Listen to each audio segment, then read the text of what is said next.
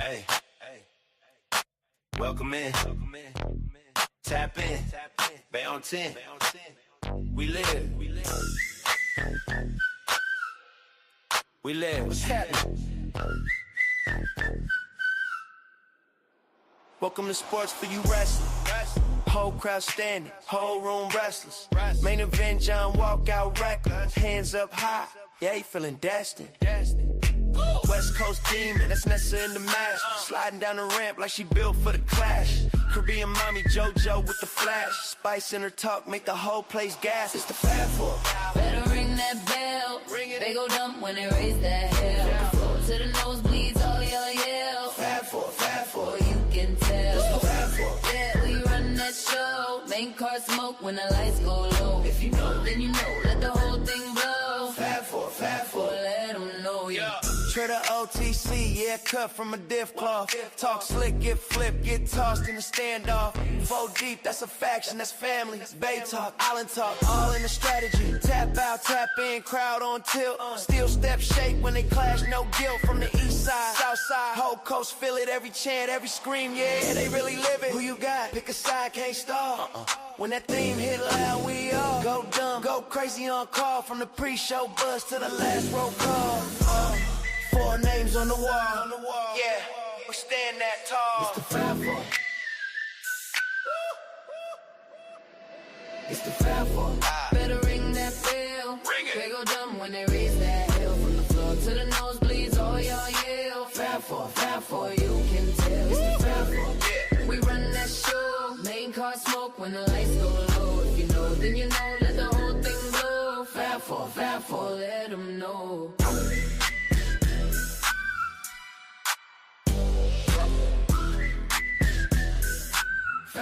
Fab Four. Let them know.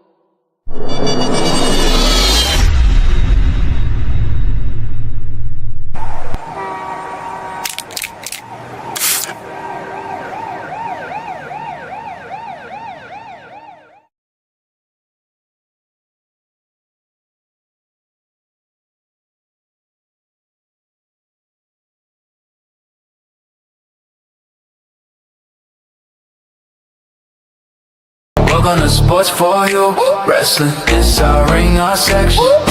From the Bay, we flexing. Fab Four, keep the crowd out, all guessing. Welcome to Sports for You.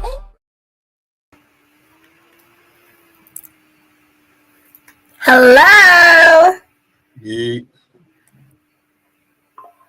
What's up? what's good, baby? Hey, Luther Vandross, relax. Hey, you gotta be careful with them jokes. Can't say anything. Listen, first of all, Happy New Year, everybody. Happy New Year. We're back. You know, We're here. did you miss us? Did you miss us? me? I know what you're gonna. I know what y'all gonna say. Some I'm not- smart ass in the comments. Didn't you gonna be just like, but we saw see us you on Monday? Like, I know somebody's gonna be like, we just saw you on Monday. Those are Look. doppelgangers, you know. Look it. Those were villains. They were hired, paid actors. But anyway, no, for real though. Yes, we were on Monday. there's been a whole day, okay, that you did not see us. Well, technically. Look. We didn't watch it on. Yes, I'll take but to actually we saw sit someone here, but actually sit here and have a conversation with y'all. It's been 2 weeks. It's been a couple of weeks. We was on a holiday break, so we hope all of y'all had a wonderful holiday season. With that being said, the holidays are over, so the road to Christmas in the past. Now we're on I-95 heading to Saudi because it's now officially Royal Rumble season, which means if we're on the road to the Royal Rumble, that means we're on the road to Vegas. Vegas, I mean WrestleMania. So we are in the season. Tis the season to drop some bodies, you know what I'm saying? But welcome to the premiere S4UWrestling. I am the OTC Trail. That is the main event, the right hand, John Watson. Sir. And that is the legendary video vixen herself, the West Coast Demon, Nessa. Now, you're probably asking, video vixen? Yes, yes. See, Vita Guerrera has nothing on Vanessa Monica Monroe. I will tell you that much right now. Um, I have a past, okay? I have a past. yeah. Is it checkered? Who knows? But it was definitely hypey. Spraying oil on the legs like she Gloria Velez. Speaking of glory, Johnson. And you know that bar. You know that bar. Come on, y'all. listen. Of course, we gonna start off with the BS, man. This is what we do. I mean, and what of did you? course, What was the word used again? Jailbait. Jailbait. listen. You're like the most legendary jailbait person I've ever met in my life. The fact that you recently turned 32 and still look jailbait, that's the crime against humanity in itself. But yes, as you can see, there is the big three, and someone's probably like, "Hey, where's the Caribbean one?" Where's Well, my JoJo is unfortunately ill this week, so she will be back sat on Monday for Tribal Warzone, causing that chaos. So everybody wish JoJo, some good wishes, well wishes, speedy I still recovery. feel like she's on this revenge tour because she's on a revenge tour for 2026 against me. And that means I have to But be listen, on shoot. double the chaos tonight. So y'all enjoy, okay?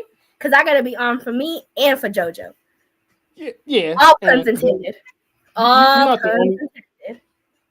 you're not the only one that's gonna be a victim of a revenge tour because like we said last year, Fab Four is coming for 2026 and we're coming for it all. So stay tuned because we got a busy month ahead of us anyway. Especially me and John. The brand itself is gonna have a busy January. Me too. Personally, Me too. we're gonna have a busy January.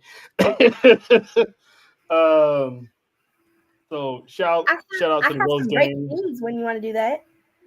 Oh yeah, we can do that at the end of the show when we do some all our news and whatnot. So can't wait for that.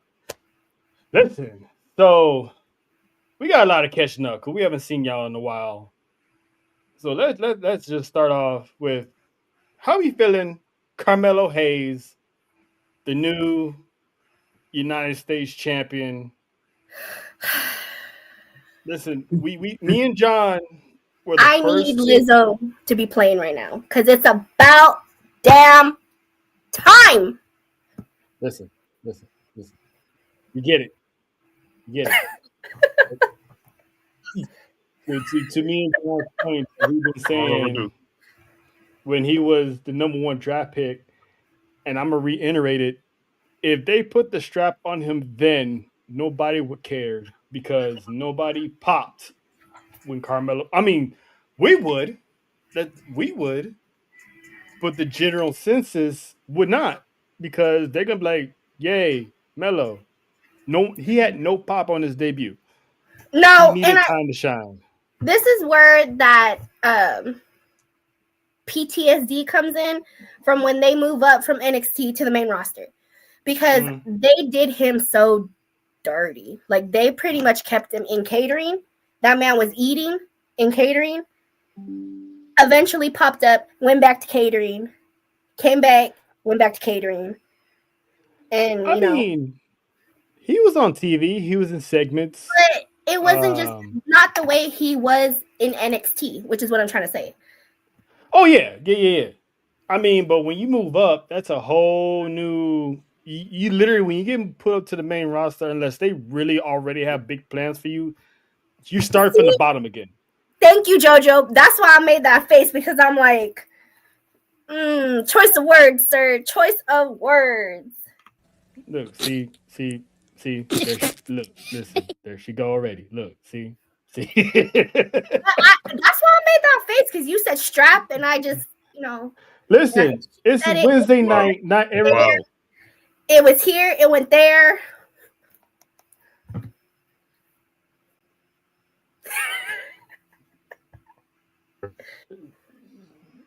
Always been known to be quite the screamer. But any Yes. Yes. Yeah, that's wild. Being a streamer with the strap on. Jonathan. That's wild. at least let me get my statements out before the buttons. Sheesh. It's alley-oop. It was alley-oop, and he dunked it. Dunked with a strap on is crazy. But anyway, anyway, listen, it was he needed time to, and I gotta choose my words wisely now. Never. He needed time. He needed time to chill. You know what I'm saying? Because he had a long career ahead of him. He's barely in his mid-20s. There is no time to rush anything. And now when he's finally getting fans, the fans are behind him. The fans are chanting Mello. I mean, and then he had a big pop when he beat Dragunov. So the man is now starting to cook, and it's like I said, quoting Lizzo, it is about time. So John, how we feeling about Bow Wow? I mean Mello. So we doing still? Yep. Oh yeah, he said I was gonna be Bow Wow. I'm sorry. That's shape. No, it's not. It's a compliment, kind of.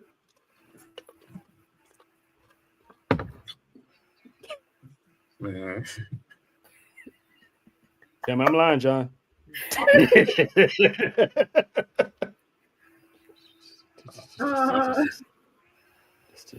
JT calls him what I know he calls Kehlani Maya, and I feel like he called him Genuine at one point. See, him looking like Genuine, that's a stretch though, because it is. Them cornrows don't help. Bow Wow seems more. Exactly. Just saying. Hey, Faith. So John, your thoughts on Mello finally, not missing. I mean, the man is winning in life right now. The match was a banger. Look, if you go back, if you know, if you go back to NXT when him and Dragunov had that series for the NXT title, you knew this match was going to be a banger because we saw it with the first time when Ciampa screwed Mello that this was a banger. So when Ciampa screwed, Mello during the first Open Challenge. Oh yeah. This time, during the first Open Challenge. So yeah, I'm happy for it because it was a good way to end the year, to go into a new year with something fresh. But I guarantee you, we're going to see him and Dragunov again. And I'm here for it because they always seem to make wrestling magic whenever they're in the ring. But I'm happy this man got the gold. He worked for it. Like I said, he said it in his interview with Kathy Kelly before he got blindsided by Johnny Gargano. He was delayed but not denied. So people have to remember that when it comes to these superstars getting these call-ups, and we're going to talk a lot about them tonight. They might get delayed, they might get denied, but does not get discouraged, thinking that they're getting shelled because they don't believe in them. When the time is right, the trigger will get pulled, and when they pull the trigger, up goes the rocket. I know, but I feel like sometimes I don't feel like it's more like they gave up on them. I just feel like the momentum of it, they should keep going with the momentum instead of killing it and then having to somehow bring back the momentum. Because sometimes it doesn't come back. True. That's what I'm saying about that part, especially for him. Like I felt like I feel like they killed his momentum, and then they had to somehow try to build it in some way for him to end up where he's at now. True. That's true. Sometimes we're like, what are you doing? Put the rocket on him already, and then something happens, whatever. But that could also be the impatience to me. But yeah, that's 100% the impatience. But I'm glad you said it, not me. But yeah, it's just that we also got to remember that not all the time the casual main roster fans watch NXT. There's a lot of people that admit they don't watch NXT. So And I will if be one of Melo, them. I will be one of them. Mhm. I will be one of them So if because Melo, there's if times I Melo don't. pulled up and won the United States Championship within 6 months, everyone's gonna be like, "Who's this guy?" Okay, Right. cool, yay. And then who ain't no telling how long his reign would have been. So it's too much a reintroduction of Melo, and plus he came fresh off of a heel, being a heel, and he still pulled up to the main roster as a heel. So what better way to turn him face by pairing him with the Miz? Because Miz has a nasty track record of stabbing people in the back. Yep. And you know, They're he dynamic. stabbed that. I know it They're was dy- kind of iffy because I'm like, I really? feel like it was I funny though. Like it was more it was, comedic, which is kind of something he also needed. but it was also cool that it didn't putting him with the Miz didn't hurt Melo's character because Melo was still wait us Melo. no, but I still want my championship match. I still want to be doing this. I still want to be doing that. So he was still Melo while being with the Miz. So that's why I'm glad it didn't hurt his character at all. So when it was time to pull the trigger, I knew for a fact that Miz was turning on Melo. Um, so now he's the brand new United States champion. So and I'm happy with that. Now last week the premiere, the return of the 3 hour SmackDown, and just like Melo, that SmackDown didn't miss. Um, Which that I'm SmackDown was a glad, but I'm banger. still not happy about it. Why? Because it's Well, three there might hours be again. some news. There might I'm be not some a news fan. with that though. There might be I'm some not news. a fan of the 3 hours just because now I have PTSD from the old 3 hour shows. But Because the way that SmackDown is bangs, very hit or miss. It really is. true. Well, it looks like the first 2 episodes are going to be hits because we're going to have the 3 stages of hell on Friday. So one can only assume that's going to be in hour 3. So that's going to take up much of hour 3. And word Um, is, this could be a temporary thing. Again, it always is. That's, It always the is. that's 3 hours is only for this month. Well, there's that.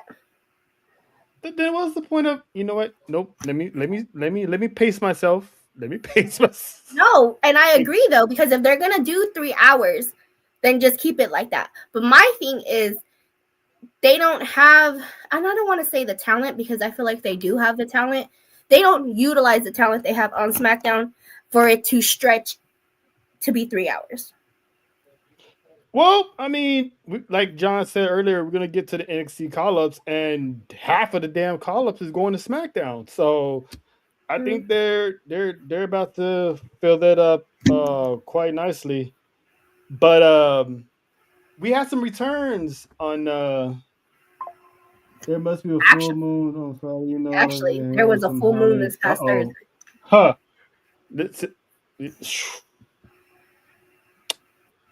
I know what Faith is talking about, and it's about time. I do too.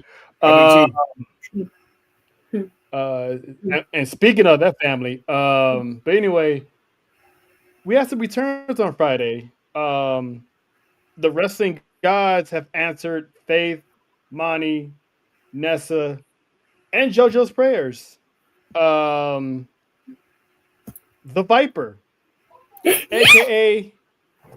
aka Pause Thighs, That's has insane. I said pause. AKA Listen, I have Daddy to, Orton, I have to, I'm not saying Randall. that part. thick Randall. ass Randall. Randall Keith Orton made his return. As of course, it was the theme of SmackDown. Every time someone had an open mic, they was always getting interrupted by somebody. So Miz was up first, still complaining about not being able to retire John Cena. Always. And then Orton popped up, didn't say a word. Miz is still talking. Dropped this man with an RKO. Picked him up, pretended to be a nice guy, and dropped him again, which is like hella funny. Did y'all see But Miz's face, man? Look, If y'all know, there's a camera shot. Was he smiling when he took that RKO? Yes, because he knew what was about to happen. It was like, Mine was on the he map. couldn't even hide it. He couldn't even hide it. He couldn't even hide it. He was like, "Oh man, this is gonna be good. I can't even stop chuckling." He's like, "All right, Randy, just get this over with, dog. I'm already know where we're going, man." Listen, we said this before multiple times. The Miz is very underrated, underappreciated by most fans. The man is definitely if WWE had a ballot for Hall of Fame, Miz is definitely first ballot because the man has had a legendary career, but it gets overshadowed and unappreciated because it's the Miz. Mm-hmm. I feel like people don't appreciate the Miz in entirety of what he's done for WWE. Amen. Yes, especially coming from reality TV. Not that many people are successful, if not any, are successful coming from reality to him in the challenge in the real world. I loved that show, that season. He pretty much willed his career. Yeah. And it's crazy because he's the only one that literally came up with the name on a reality show and still carried it over to WWE. And damn near 20 years later, I mean, he has one of the hottest wives that ever came out of that era, out of the Divas era. Beautiful children, nice home. I mean, multiple businesses. It's like the man is. Listen, if I had a career, I would not be mad if someone gave me the Mrs. career. I mean, the ultimate yes man. But anywho, but Randall wasn't done because guess who he ran into in the locker room area? he ran into one Cody Raheem Rhodes, and I appreciate Orton because he didn't have to do no sneaky attack from behind. He pretty much came back and told him, I said what I said before, I'm coming for that championship. So eventually we get in Orton and Cody. First of all, take my money. You take Nessa's money too. And a restraining order, probably. Go ahead. That's not credit card debt. Like here. Party's maxed out. Look. I said it earlier. I'm going to say it here. 2026 is going to be the year of Randall. Point blank period. Yeah, clock it. 2026 is going to be a year of a lot of people. I know. But Randall. Listen, I'm not going to say anything because I've been saying it all 2025. So, John, when do you think that Randall is going to make his strike?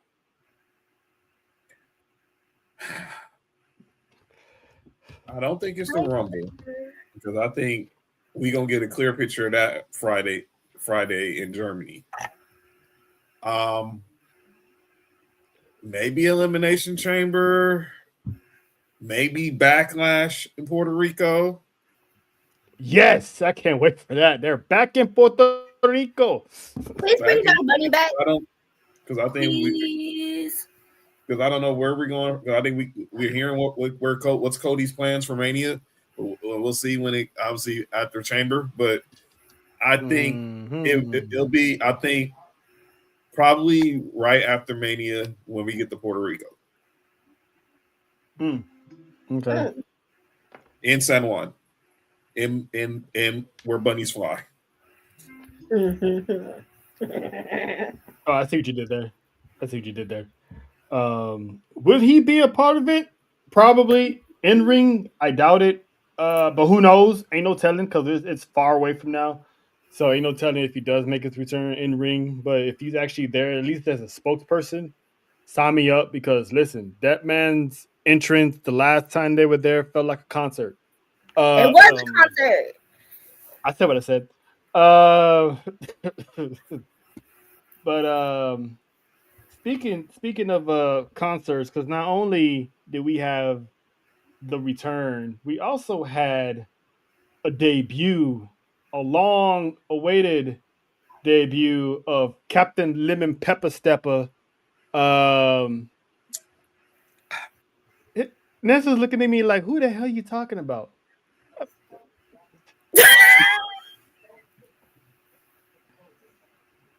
High Trick heel Legend. Trick Williams. Trick Legend. Hollywood Trick. This man High said heels Trick Williams, lemon man. pepper step. What the?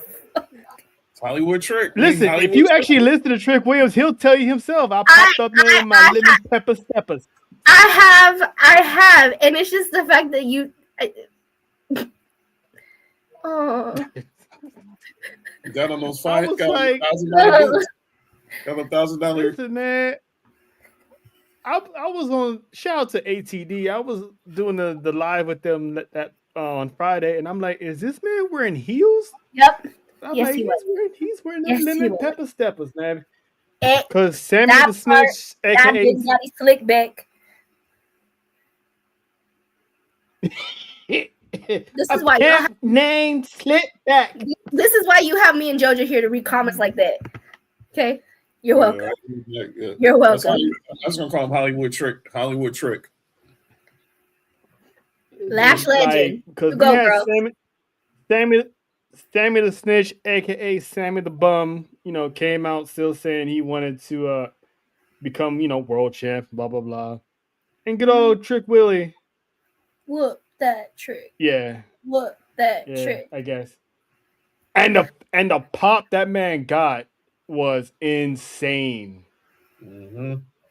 Like WWE made a good decision. They're keeping Trick down there in NXT, having him go through TNA as the world champ, having the run that he did when he was double champ, and so it paid him dividends because everywhere he went, fans are screaming his song. So I'm looking forward to seeing what's Trick up to. I think he's gonna have a match with it was like Ray Phoenix, right? That's right. That's his debut match, Ray Phoenix. So that's gonna be his side quest. When we talked about this, when he lost the NXT championship, thinking that he was gonna get moved up, and like you said, them keeping him pretty much in the JV league, and I'm gonna call it like that. That's what it is sometimes. Yeah. And pulling that trigger for the TNA, beautiful. And it also allowed him to actually find his character because he didn't really have a sense of himself after he lost that championship. No, he didn't. He was still a face. Like he needed a good solid heel run to get that cockiness in him, that arrogance, I'm better than y'all. I'm Hollywood tricking. I'm tricking A. Now he's built himself a brand. Tricking if you could. It ain't. It really ain't. Well, if certain countries, but we stay away from those. Trust me, don't be triggered in Colombia. A friend of mine got robbed. I hope he learned his lesson. No, dead ass. my guy woke up and his wallet was gone. I have questions, but not now. I mean, that shit can happen anywhere, though. What are you talking about? Have you not watched Hustler? It's more common. Listen, it happens more when you travel to those countries because the eye candy is too irresistible as opposed to it happening in the United States. I'm just saying. But yeah, anywho, John, main event tricking is finally on the blue brand, man. Where do you see Trick Williams' career heading in 2026? Look, I think we keep the singles runs. I know eventually we're going to get a Trick Mellow Game reunion, but let's let them build their singles legacies for this first run, and then eventually they'll reunite, break up again, and then continue to and both be heavy hitters for to be the top dog in the championship picture. But I say this year it wouldn't shock me if he tries to make a run at Melo for the United States title. But I think we're going You to think see they a would lot do of it so soon? not so soon. I think he'll maybe sometime post Mania season, So, hey, yo, that is kind of crazy. I get what you're saying though, Faith. But as Monty calls it, black down. Yeah, That's even worse. I think Nope. maybe post Mania season. Let's get Let's Melo. go get a fan. I'm not touching that. Let's let Melo get through his first 100 days as United States champion, and I think maybe Trick tries to get in the picture because he wants to finally fit. He wants to prove once again he's not just known as Melo's little brother, but he's his own man. Because even though he had all the success, NXT, TNA, he still always. Some people always was still like, well, who'd you have to call back at the reunion? You had to call back Melo. We had to get the Trick Melo game. So eventually they'll get there, but I think Trick Williams is going to have a nice little pop anytime he steps in the ring. Anytime he steps into the arena, because I think like somebody said the other day, presentation. I think it was our boy Matt from Backstreet Wrestling said presentation. Mm-hmm. Yep, and I mean, there's no better presentation. The man just came out all dressed in white with the fur coat. Listen, I'm gonna keep the same energy we do with Seth and Becky. I know him and Lash shop at the same spot for their fur coats, and he probably took it out of her closet. But man, the dude was fly. He was fly. Mm-hmm. So hey Alex. I mean, hey nerd. Where were you today? Yeah, punk ass. Don't turn her out like that. Not all live. We said what we said. I got you, girl. Don't be calling her out like that. Yeah, don't show up tomorrow. She ain't gonna get you then. Girl, you hit me up. I got you. The both of you. Yeah, did you hear about this? What? Y'all hit me up. I got you. The both of you. With another person who's viewing the show? Huh? She exchanged DMs with another person who's viewing the show?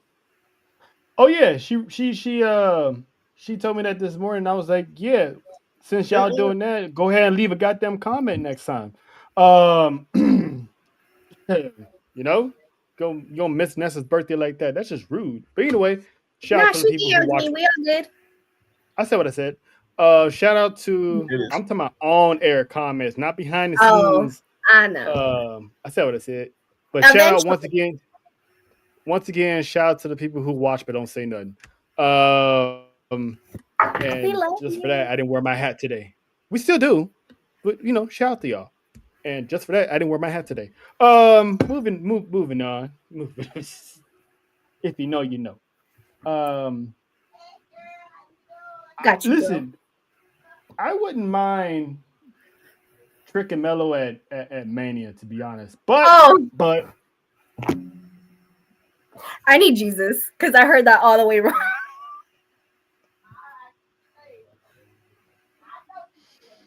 Trick and Mania, huh? I heard that all the way wrong. No, you've been hearing a lot of stuff all the way wrong. Yep, that's why I said I need. She does it on purpose though, because she hears. No, it's not. It's really not. Listen, Lord Jesus, please make January 23rd come and go already, because this woman is listen. Call the fire department. God damn. Baby Jesus. Even after that, it's still going. Don't do that. Like, good Lord. I mean, it's not my fault. No. You just anyways. Yeah. Anywho, so I wouldn't mind Trick and Melo at Mania if they do rush it. Yep. What up, you know Joe us. Monroe? Wrestling Society in the house. Shout out. Shout out to But Persevere. I do. Well, it's gonna be hard to. I'm anxious to see how they will book those two to avoid each other, because eventually it's gonna be a hallway walkthrough and they see each other. Um, Mm-mm. nope. Mm-mm. Once I had the theory about the championship, I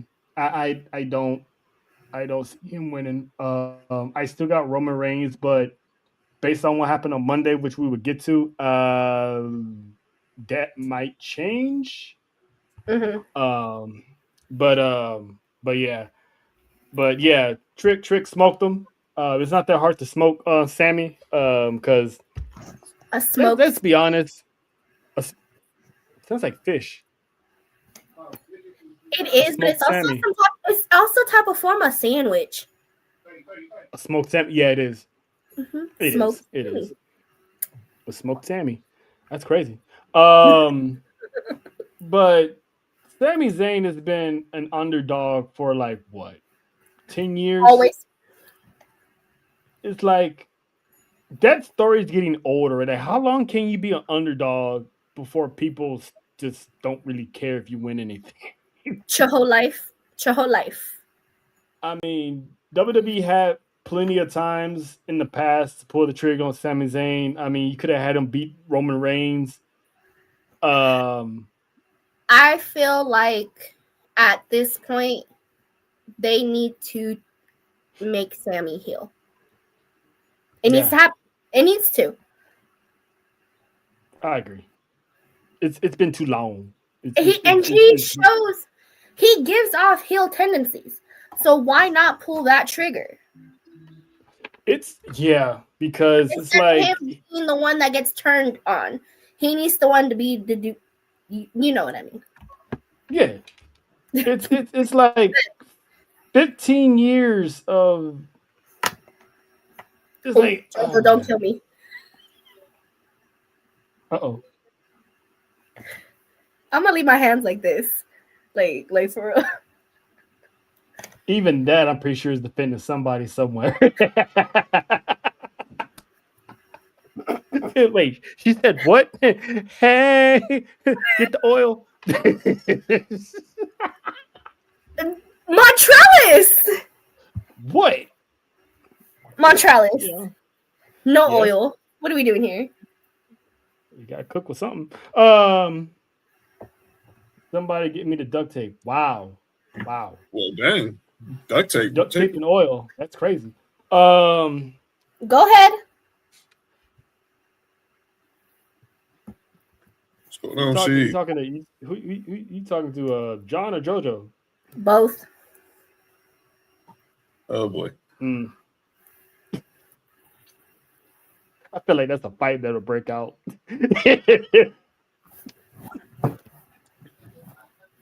Or a tag team. Here we go. I mean, if John's the sharing type, more power to him. But usually those end up someone being locked out. But anyway,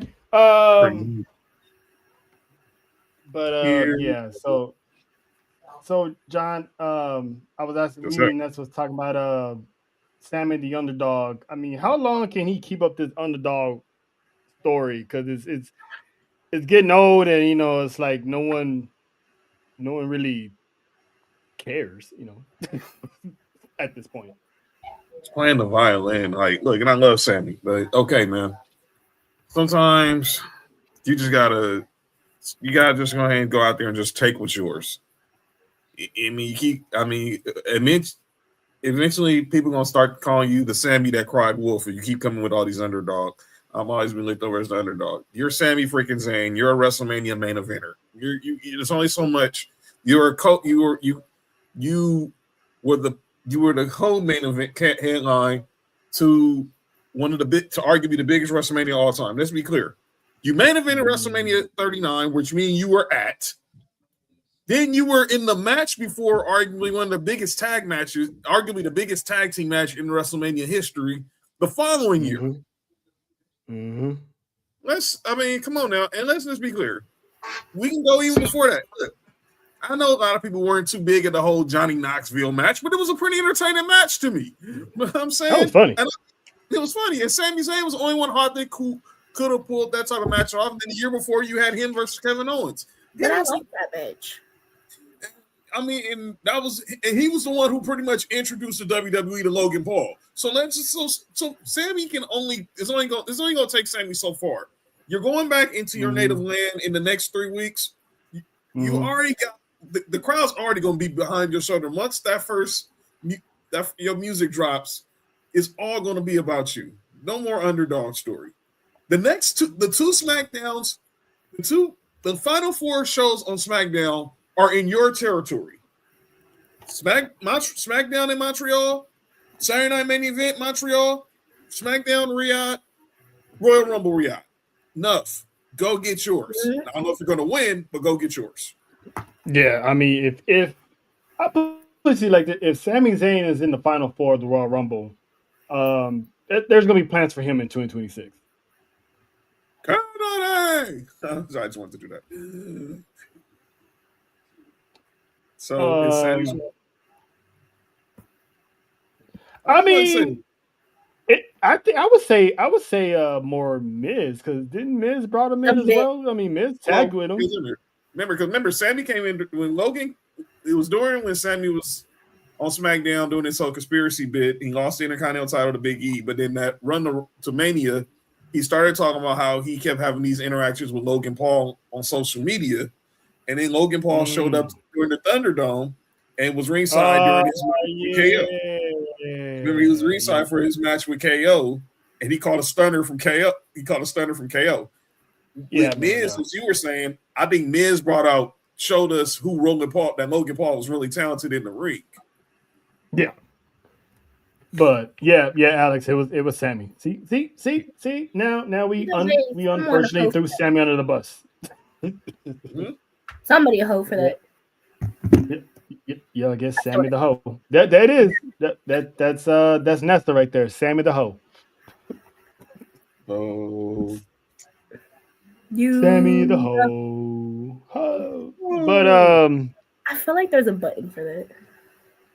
It will be. Don't worry, I'll be on the job. But I actually want to get you guys' opinion on something that I noticed on SmackDown. Well, you gonna give it anyway. Wait, whoa, pause. Yes, Jonathan. I was reminding our tribal chief Devin's in the house. Hi, Devin. Oh, what's up, Devin? Tribal chief. Everybody put the ones in the chat for the Chi-Town tribal chief, the Midwest tribal chief. You know what I'm saying? Good luck on Saturday. Your Bears gonna need good luck on Saturday for your Bears, man. In the YouTube post. Yes. I can't say YouTube anymore. Officially, that's where I did. That's where I got it from. It was struggling where she got YouTubicals from. Yes, it was Devin, the tribal chief. Because every time we go up in there, they show us some love. They show the brand some love. So shout out to Devin. I want to get you guys' opinion on what is it? They said also until WWE Championship is no longer being held hostage, so many superstars are going to not be in the picture. This is why a lot of deserving superstars are not getting a push right now. Yeah, but it's because you got major players at the top.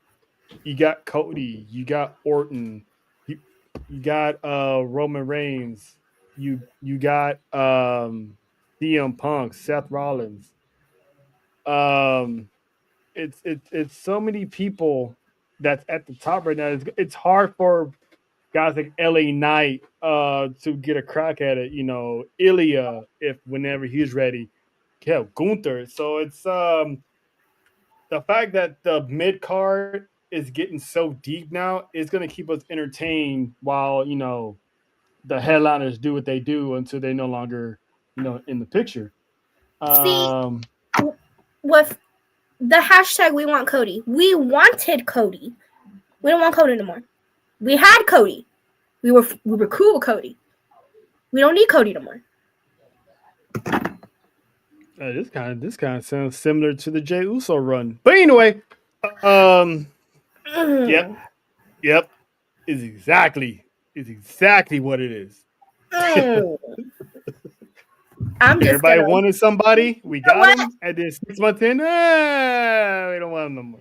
See, there's a difference though, because I feel like Jey Uso, like I said, there's things where the title can overshadow somebody, and Jey Uso was not overshadowed by that title. Jey Uso was making that title because of how over he is. And I feel like if they would have let him continue, it wouldn't have been boring. It would have been entertaining. Cody was the same way, sort of. I feel like when he first got his title and everything that was going on, it was entertaining. Is what we wanted. We got what we wanted. He ended Roman because I was kind of over Roman. Y'all can shoot me. I was over Roman. But, and then it got stale. And then he lost it. And then they gave it back to him. And it's still stale. I mean, to call a spade, it would have been the same thing for Jay, because there's a lot of people that's saying Jey Uso's matches were boring. You know, why does this man have the title? I mean, he's just what would they call him, John? Mid-card Jay? It's on the mid-card. It was called the main event Jey Uso. Mid-card Jey Uso. There you go. I think that was some bullshit, though, because he wasn't. And I mean, that could just be me and how I felt. And I feel like it's going to go either way at either point for anybody. That either he made the title or he didn't. Listen, man. Fans are fickle. Can I say something before we change the subject? And I always say this, Tro, you always hear me say this when we have our sports talks and even when we do wrestling talks. And I say this all the time, when you followed someone like what Roman did, you never want to be the guy that comes after the guy. No. I don't care. And I know it's easy to pile on Cody, but I stand by this, and Trail's been my witness to it. I don't care who would have been the guy to stop Roman's streak. He would not have been accepted. I stand by that, and I'm staying 10 toes down on it. Because you never want to be the guy who got to come after a legend. Never. Let's put it this way. What happened if LA Knight did beat Roman Reigns?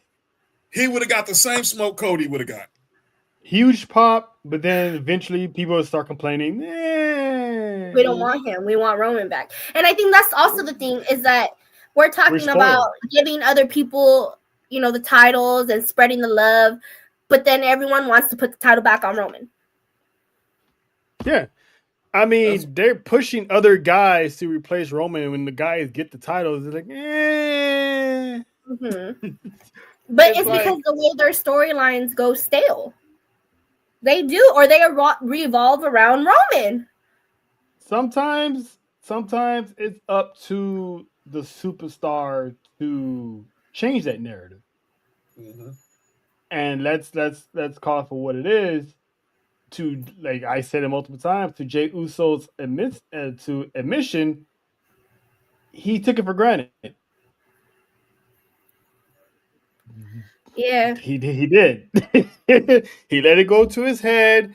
He was letting the superstar rock star life, overwhelm him, but he wasn't staying grounded like he should have been. So hopefully now, with Big Brother as tag team champion with his brother, it'll kind of keep him on that narrow track of, being focused. I mean, the man was never lazy. He was always in the gym. He's always, working on his game. I just feel like people calling him mid was not even a stretch. It was just bullshit because, like Faye said, that man was putting asses in the seats.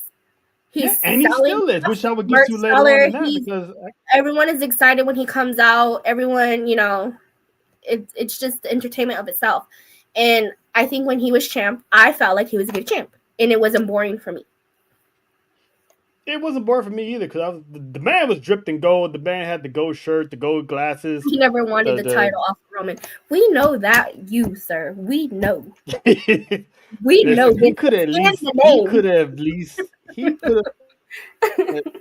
beat Hulk Hogan's record before he lost it. Why does Hulk Hogan got to be before him? That was my only problem. That was my only thing. It wouldn't once he He was passed so Hogan. close to beating Hogan's record. Once He he would have passed beaten Hogan, it by I'm SummerSlam. not even going to entertain that. once he would have He passed would have Hogan, beaten cool. it by I got a SummerSlam. feeling they wouldn't let him. I had a feeling that wasn't going. I just had a gut feeling it wasn't going to happen. But even that, I mean, but now that I know that Vince was involved a little bit in what happened with 39, and Roman was so the one was who Roman. pulled the trigger. Hey, And admin, yeah, thank you for pulling that up. And Roman pulled the trigger on 39, and he was the one who basically set the atmosphere for 40. I can't argue it. I can't defend it. Because Roman basically said, okay, let's move. Now we got to move forward. Because he knows what's best for business. And he went into business for himself, but nobody's complaining. It's confirmation bias. Yeah. We confirm our opinions before we get all the facts. Mm-hmm. We do our best to do so. And we knew that because me and Trell, when we was at Mania, that's when the buzz was going around that TKO was buying WWE the next day. And Trell was at the mall after Mania, and he would tell you it was a snooze fest. And now we hearing the stories because of the court documents on Vince that he was still involved in creative. Mm-hmm. And Roman got involved in creative. But we ain't hearing no smoke towards Roman, though. And just be real. You never gonna hear. You're gonna hear because we have that's why I bring up confirmation bias. Because we're never we pick and choose who we want to be mad at. But why are we not being mad? Because Roman said let Cody win WrestleMania 40, which proved to be a better story. That's what I'm saying though, because the fact that again, when your favorite doesn't have a championship, you want them to have the belt. So even them saying this is what I wanted, that's not what you want to hear. It's doing this. Mm-hmm. All I heard was you don't got no championship. And it's coming. It's coming, Alex. I'm just saying that was my same question because I was like, we's not just me, it's we now. Right? Like it's just me, Oos. It's we Oos. Well, I was saying that all Monday. Do the whole layout because I think you still got to have the Us. I'm missing the Usos in coordinating colors. So I think maybe probably when like Faye said once they get the new music, maybe they get new gear as well. Because right now Jimmy's on this. They both got their merch on. They both merch on. You can't yeet to the Uso theme. You just can't. Well, no, I'm not saying to go back to the old one. Make something where you can still yeet, but it's again, I say it's not just me Oos, it's we Oos now. So yeah, they'll put something together because I think they did added like a Jimmy verse in that or his voice in that song as well. So that remains to be seen. But if Cody, let's say Cody would have won at 39. The bell, what up though? Everybody still would have been tired of it. So I think Roman had the better business mindset of saying, "Hey, let Cody work for it." Because let's face it, the man left AEW, shows up a year later and wins the championship without actually earning it. So he wanted Cody to have that ultimate, underdog, come from the bottom, start from the bottom, now we're here moment, and it paid off at 40. We had like one of the greatest Avengers in-game moments in WrestleMania 40. And it would have been better if a certain Texas rattlesnake was there. Please don't get me back in my feels. Please don't, because I was like, listen, I'm with y'all, but listen, we got the Undertaker, so that was still cool. Taker was the next person. We all knew if it wasn't gonna be Austin, it was Taker. It was still cool. But yeah, but so I agree because I enjoyed it. It ended the way it needed to end, and for me, like I said, I was ready for Roman to lose the belt. Mm-hmm. But my thing was afterwards, it was just like, okay, now what? It's probably like an unpopular opinion, but Cody is like as of right now the best guy to lead after Roman. Because you had the Ultimate Heel for the past 4 years be champion, and he was dethroned by like the Ultimate Babyface. So there was no one else better mentally equipped of handling the This pressure man of being the guy literally after runs Roman. charming shit. So yeah, I agree with you. Yeah, and like I said, Like he's and I know, literally a Prince I know, Charming outfit. and I know. Lena asked why wasn't Roman never given a rematch after he lost. It would have watered down. You don't do you forfeit your rematch clause when you have a belt for 4 years. I'm sorry. Listen, it Yep. if you're gonna ask that question, then you don't know, you don't understand the psychology of it. When Roman Reigns was dominating WWE That for part. 4 to 5 years, right? We just 5 years. discussed on the roses. When you lose at WrestleMania, you can't just come back a week later and say, "Hey, I want a rematch." Hell no. He That man was just tired. defeated the final. Well, not no disrespect to The Rock, but that's in this mode right here. He defeated the final boss. The man had to go away. He's been carrying. The man has leukemia. Also, he's been carrying this company on his back for the better part of the 5 years. Showed up every week during the pandemic era, where there was no Mm-hmm. fans. Worked his butt off. He earned He that deserved schedule. it. The man's tired. He got 5 kids, 2 sets of twins. Two sets God of bless his twins. wife. 2 sets of twins. Jesus Christ. Thank you for saying that. Thank God you. bless his wife. Thank you. Two Thank Jeez. sets of twins. My cousin Karen, she had twins. I'm just trying the push out two, but then the push out 2 sets. Jesus Lord. Yes. Like the listen, the man is a family man. He got to put them kids to school. He has to be at home to discipline. He has to be at home to discipline them and all that stuff. So it's like for him it's family first, and it's always gonna be family first. So I always respect that about Roman Reigns. Um, but yeah, he needed to go. He needed to go away because listen, his return made it even more sweeter when that man showed back up at SummerSlam that summer. I mean, the pop is like the hero was back, and he came back. He came back a little different. So when you lose at Mania, you have to recharge, go away, rest, or whatever. So you know that's why you don't get those type of guys. They don't need rematches because eventually Roman said it's only a matter of time. He's gonna get that belt back, and it's gonna be on his time. He had to take care Mm-hmm. of some other business. And Craig just said it And best. at He's the above the, and you've been saying it for the last year or so. He's above the titles now. Everything now yeah, is his prestige. It'll be more ceremonial than celebratory if Roman wins another title. yeah. At this point, it's just whenever he wants to be champion again, he's Mm-hmm. gonna go for it. And that's what he said last year. He's like, it's time to I want that power again. So he's ready. But we deviated from what I want to speak of I the know. I family. was We like, we that was your question. no, That's what OTC does. No pun it intended. wasn't. Um, this Ooh, that was a dope interaction. God. now. So for people who don't know about Shinsuke and Tama Tonga go way back to New Japan. Mm-hmm. So which is why Tama was speaking Japanese.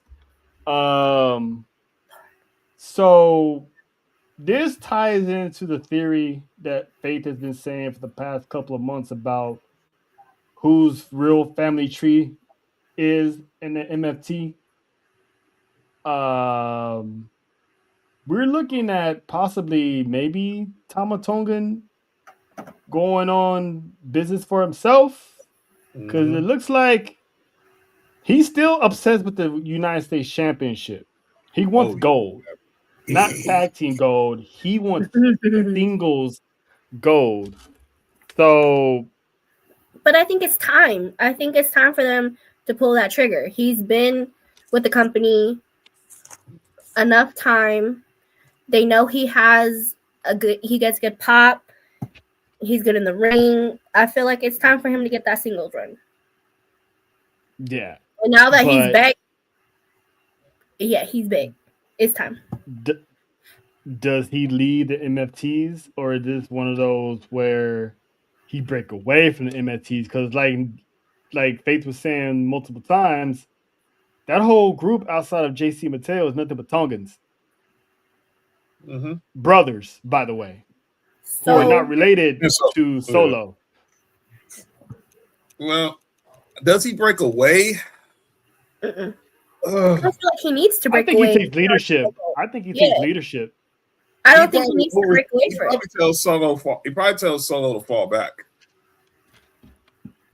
because he feel like he can, like you said, he feels like he has enough of leadership qualities in himself where he can lead the MFTs and not worried about the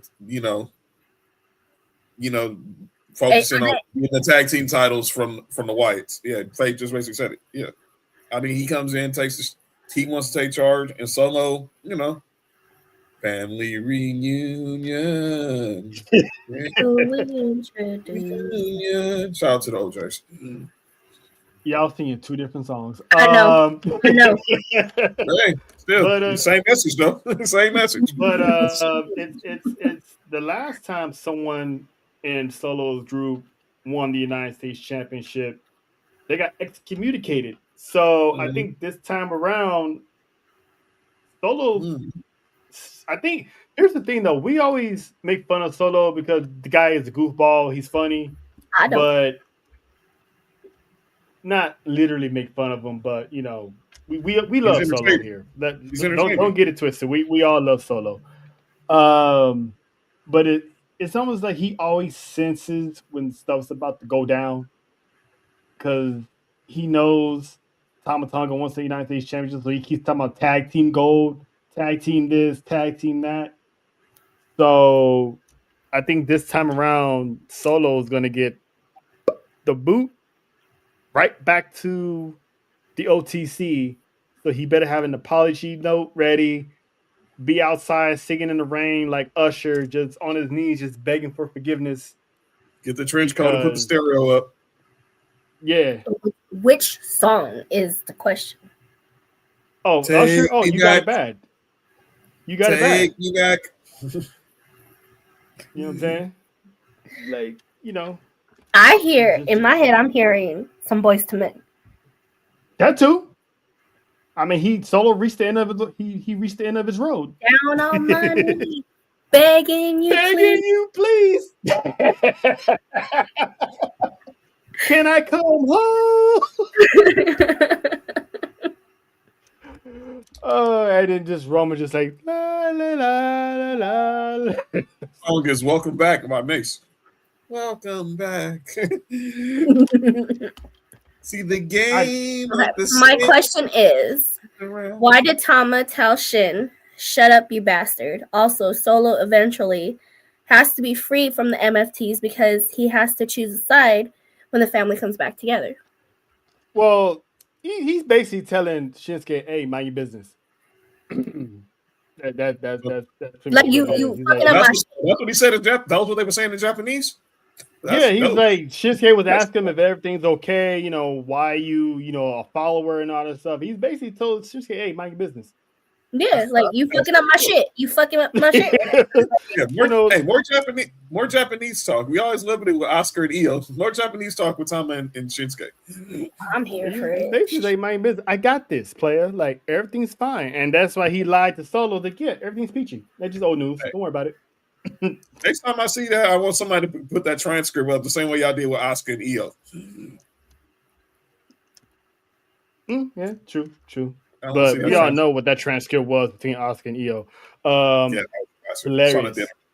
Saw that the other day. That was still classic. Banga, banga, banga, banga, banga. Bitch. And they put bitch and the B word in Japanese, which is crazy, man. Like, come on, man. But you good, Nessa? Mm-hmm. Yep. Y'all swapping photos or something? But anyway, Yo, No. but Haven't got to that segment yet. oh yeah, we getting that. We definitely getting that. I wanted, and also we probably gonna get Tama and Ilya too. So I'm looking forward to that. That's gonna Woo! feed some families Yes. too. that's talk about intensity. That's gonna feed families. So, but yeah, Shin and Tama, yeah, sign me up because that's definitely gonna be the thing. So SmackDown, pretty much Drew McIntyre named the stipulations. 3 stages of hell. We haven't seen 3 stages of hell in years. Years. So when I hear 3 stages of hell, I automatically think of Stone Cold Steve Austin and Triple H. Those were bangers, and of course Shawn Michaels, Triple H. So those match. I love how we're getting fresh stipulations again. They're bringing back the old school stuff. Hell in a Cell is getting played out. A normal steel cage match is getting played out. Falls Count Anywhere matches are getting played out. To do a 3 stages of hell, and it's on free TV. Like Tony Khan, take notes. Do this once in a while, not every fucking week. But anyway, sorry, it's it's AEW. But yeah, Say it with your chest. how we fuck Tony Khan. How we feeling about these 3 stages of hell? Nessa, how we you loving it? Can't wait for it. Wait for it to be over. Oh, I'm here for it because what we saw with Drew and Punk, we're about to get the same thing. Mm-hmm. We really are. Oh boy. Like Faith said, we gonna see blood. A whole lot of it is gonna be physical. Now, does anybody get involved in this match? Oh. Mm-hmm. I feel like eating cereal. But anyway, shut up. I wasn't saying the B word. I wasn't saying the B word. You know that much. But that would be interesting because it's either. But why would a wolf? Drew or Cody that did it. Someone knocked his teeth off. Got it? I mean, so it could be Orton. He's still not out of the woods yet. So if Big Blood does show up on Friday, does this cost Cody the championship? No. Oh, I just got an image in my head. I think it's gonna be PG? I think it's gonna be hell. Sort of. How Brother Raheem will he'll survive this. Oh, not brother. I know, and Drew could cry his conspiracy theories even in Germany. And he'll look right at his longtime friend of 20 years, who's the one that he had to give that big check to.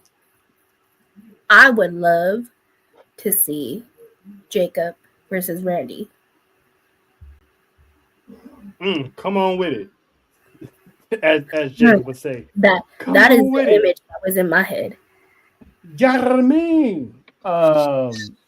Listen, Jacob versus anybody at this point that's at the top, because Jacob is set to have a monster.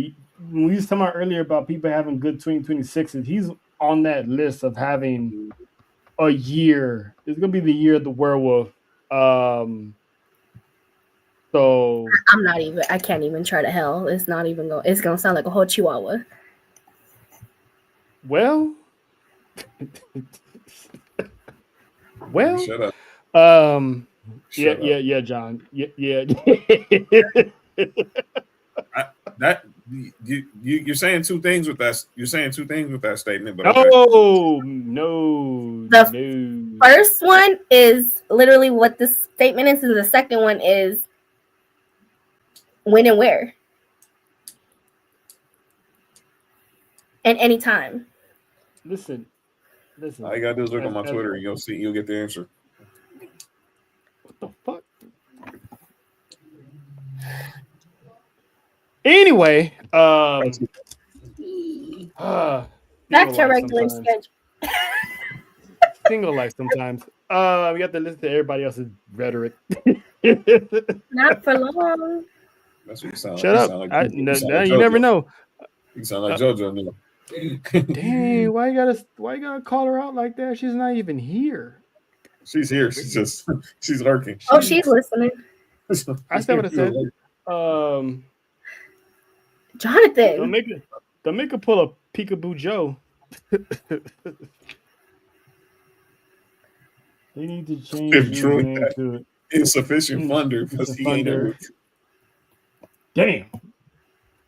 Face starting up the new year hot.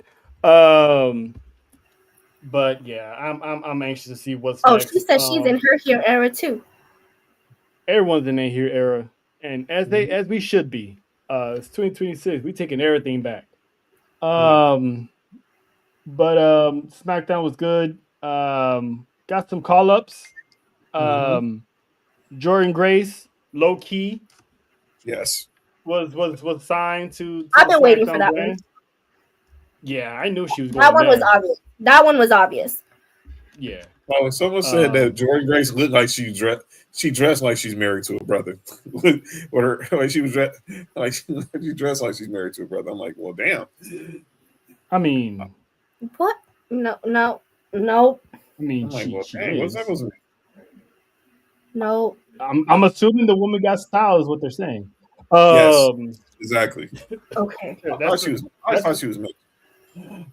Nah. She does look like she's mixed. But I'm not even playing. What's the makeup? Yeah. Hey, Bella. Nah. She straight up the Amazon from the mountain of Cockers. AKA Austin, Texas. Yep. Which is where all the mountains are too. Nessa. Well, you're not that far away.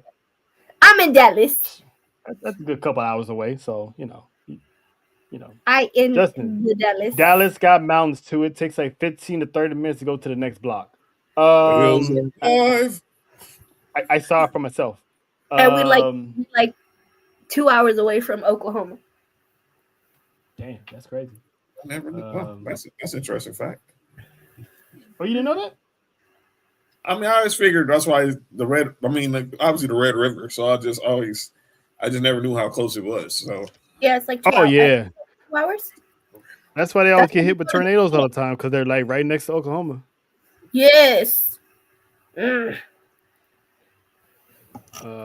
anywho, that's SmackDown. So Monday Night Raw, the premiere, the 1 year anniversary of Monday Night Raw on Netflix. It's your anniversary. I'm so mad you didn't play it. Anniversary. You'd be all right. It was your birthday anyway, so you was all right. And it was my anniversary. Shout out to it was 32 years of like the waitress put it. I'm 23. Hold on, wait a minute. Oh, great. Wait. Hold on. Where is it? Oh, I didn't put it on this one, but this will do.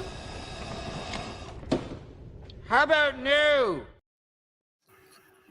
So I'll be the opposite of you be the opposite of Nikki Bella and Cooper DeJean. Oh hell! Son, child, toddler, you can do better. That man is not a toddler. We're not gonna do that. Let's not do that. I said what I said. Because I said. You know what, Nessa? I'm gonna say it like this: if we're gonna call that man a toddler, we might as well just call you a toddler. No, because I'm in my 30s. Nope. He's in his. Nope. You a toddler. I mean, my height stature is probably like a toddler.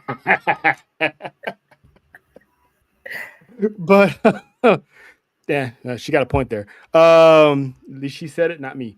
Monday Night Raw kicked off with the tag team titles, the women's tag team championships. JoJo's mommy, Rhea Ripley, Io Sky, Nessa. We talked about this. As long as Rhea Ripley is not near the world championship, you was cool with her winning the tag team titles. You said this. You said this. You did. You literally said this. So be mad at yourself. Give yourself attitude. Why do you think I'm just doing this? Okay. You acknowledging the tribal chief again, or what's going on? I'm going woo. Well, woo woo woo. Woo woo woo. Shout out! Thank you, John, for that. For reminding me. Shout out to Matt Cardona signing with SmackDown under his real name of Matt Cardona. Zack Ryder was dead and buried in the John Cena tournament, so he is back as Zack Ryder. Shout out to him and Chelsea Green for finally getting to work together. Why would you wish that upon us? I just read that comment. Go away. Go away, Faith. Faith. Oh. Go away. You don't mean that, but okay. Go away, Faith. I actually missed that comment. Joe, the admin, can you put that back up? Because I didn't get to. No, don't need no more airtime. Yes. Wow.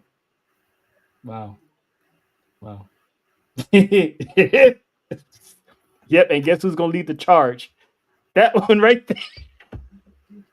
Who's throwing up the number 11s? My favorite Jordans. Mine's always gonna be the Ferraris. But anyway, they beat the Kabubu Warriors, a la JoJo's nickname for them. They are now the new tag team champions. John, how are you feeling about the Eradicator and Little Io? Because I still think eventually Rhea's gonna do it. Mm-hmm. I do too.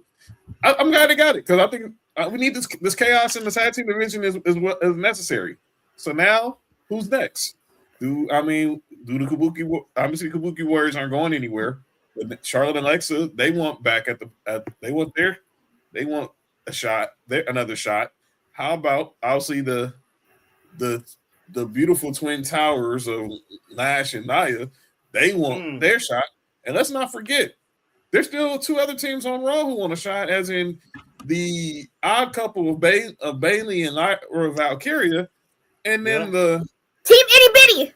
Them those very short, beautiful women of the Judgment Day.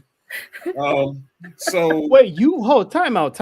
Wait a minute. You call Liv and Roxanne Team Itty Bitty? Team Itty Bitty. We can't relate. We're not as short as them, so we can't relate to. We can't relate. Me and JoJo came up with that name. That's her and JoJo. That's basically her and JoJo. It was a team collective. Team Itty Bitty. They're her and JoJo's. That's her and JoJo's spirit animal tag team. It makes sense. It makes sense. You got the Latin and the Weta, so yeah, it makes sense. We're both Latin. I said what I said. Well, one used to be one, but the other one. The camera lighting says otherwise. But you know what? Fuck you. Fuck you. Well, and one pretends to have Mysterio tatted on their chest, and maybe the other one does what someone else does too. So maybe. I just don't want to see that. John, all I'm gonna say is if that's happened, that's your own fault for bringing it up. Oh no, I have a plan somewhere for the back of my neck. But it's not gonna say Mysterio. It's just gonna, The great Nick Freeze has entered the chat. Wait, relax. The great Nick Freeze has entered the chat. Well, that is also a question that you can't ask because sometimes it's probably the both of us. I think Before you go, all I'm gonna say is now. So whatever you get, make sure someone doesn't mind reading it. Okay. I feel like I've talked to him about this before, but if not, I will tell you today. But I like it because we still gonna have more chaos in the tag division. Like I said, my dream is that one of these that we get all 6 of these teams in the Elimination Chamber in Chicago as the women's Elimination Chamber match, as opposed to haven't done that in years. I would love to see. I like that idea. Since remember how we got tag team champions because of. All right, somebody got some explaining to do, but I'll worry about that later. Ladies and gentlemen, it just got very cold up in this bitch. Listen, and I'm going ahead and bring up the cousin of Samoan Nick has arrived, and that is the original Nick 99 Gorilla. That is the infamous himself, Nick Freeze. What up? What did you do? The Samoan Gorilla. What to do, y'all? Okay. I'm not even gonna respond. The Samoan Gorilla is crazy. Yeah. Yeah. Oh, you like the gumbo? I like already? That one. No, the gumbo's gone already. Hey, John, chill out, man. That was the same, man. Hey, first and foremost, I've been saying it before. I'm gonna say it again. Hey, Nick, appreciate you for the profile pic. I finally used it. There you go. Is that what you're doing? Yeah, that's in the Discord. Yeah, that's your Discord picture. Oh my god! Yeah, Nick. shout out to Nick. Hey, that shit was dope, huh? I saw that. I'm like, yeah, I'm using that. Every time I see that, I think about the episode of Wayne's Brothers when Pops was dressed like the Queen of Wheat Man. No, Faith. Nick is not Samoan. See, the running joke is Jacob is the Samoan version of Nick. Yes. He's the Samoan Gorilla. Yep. So that's why I call him Samoan Nick. Matter of fact, I think he's like a year or two younger than me or some shit like that, if I remember right. Or he like around my age. Some shit, something close to that. Yeah, y'all around the same age, to be honest with you. Yeah, for sure. So we was talking about the tag team division, Nick, the females, the women's tag team division. Your thoughts on the girls running wild on the roster? Hey, look, I've been saying it for the longest. This is the best women's roster in wrestling in general we've ever had. This is like literally the golden era of women's wrestling right now. You can't go wrong on any show either. Like, I don't like AEW, but they got good women's wrestlers over there too. So, you know, at this point, especially first and foremost, that match was like WrestleMania type hype, considering the people who's involved. Like, anytime you get a chance to see Rhea and go against against Asuka, it's always going to be a top tier match. But you know, when you add in EO and everything else involved, then it was a dope match. I ain't gonna lie to you. I watched the match at work, and I really much enjoyed the match. But this division it's rough right now. Like I seen you said earlier, you know, you got Charlotte and Alexa. You know what I'm saying? We don't know if if the Judgment Day gonna try to make a run at it or whatever, get the shit back. Well, I don't know what's going on. We don't know if Bailey and Lyra gonna get back together or whatever little weird shit they got going on. You know, so it's interesting, and it's dope that you have two people that are like super over as the champions right now as well. So, you know, first of all, Raw was great booking too. I enjoyed every single match that I saw. Every single match I saw, I enjoyed. I enjoyed that better than some PLEs I've seen this past year, for sure. So that's a fact. You know, shout out to the GOAT Triple H. You know what I'm saying? I don't give a fuck what the haters got to say. Triple H is doing his thing right now, especially considering all the injuries and all the rearrange. I don't think people put that into perspective either. All the injuries and rearranging he had to do, you know, considering what was going on, because just the Liv situation alone, you know, Liv getting hurt, and then Bianca getting hurt, you know, that threw off some storylines, and then we already know what's her name getting pregnant, that threw off shit. So it's like all three of them were big time in the women's division. Just that alone. We ain't even talked about what's going on in the men's division. So considering all that he's been given for this past year and what he was able to give us, I'm cool with that. Now, like just like when you do it in any sport. Now you got a healthy roster coming up this year. Let's see what happens now. Because you start the year off with a very good Raw. Pause. That was crazy. I'm just gonna mute myself. That was crazy. Everybody's starting your off. Hey, started off the year Netflix and chilling, and everyone went Raw. Ain't nothing wrong about having a good Raw on the New Year. On a Monday. That is entirely the truth. So, you know. But Nick, what'd you think about John's idea of them bringing back the women's elimination chamber for the tag teams? Because we haven't seen that in a couple of years. So with the division being hot again, you can put them all in that chamber. Yes, I'm with all that. As y'all know, I love the elimination chambers. I love cage matches. I love Hell in a Cell. I love all that. The more brutal the match it can be, I'm with it. So especially considering if you bring in, there's so much talent right now. You just bring all that in into one match. Oh man, yeah, I'm with that one. But I think it'll even be perfect because of the way the tag team division is now. I don't think it would have worked last year or the year before that because the women's tag team division has been ass. Yep, that is a fact. Yep. And this year, we have pretty much the end of 2025 to this year, starting this year so far, we have some good prospects now. And we have different storylines to where it can go.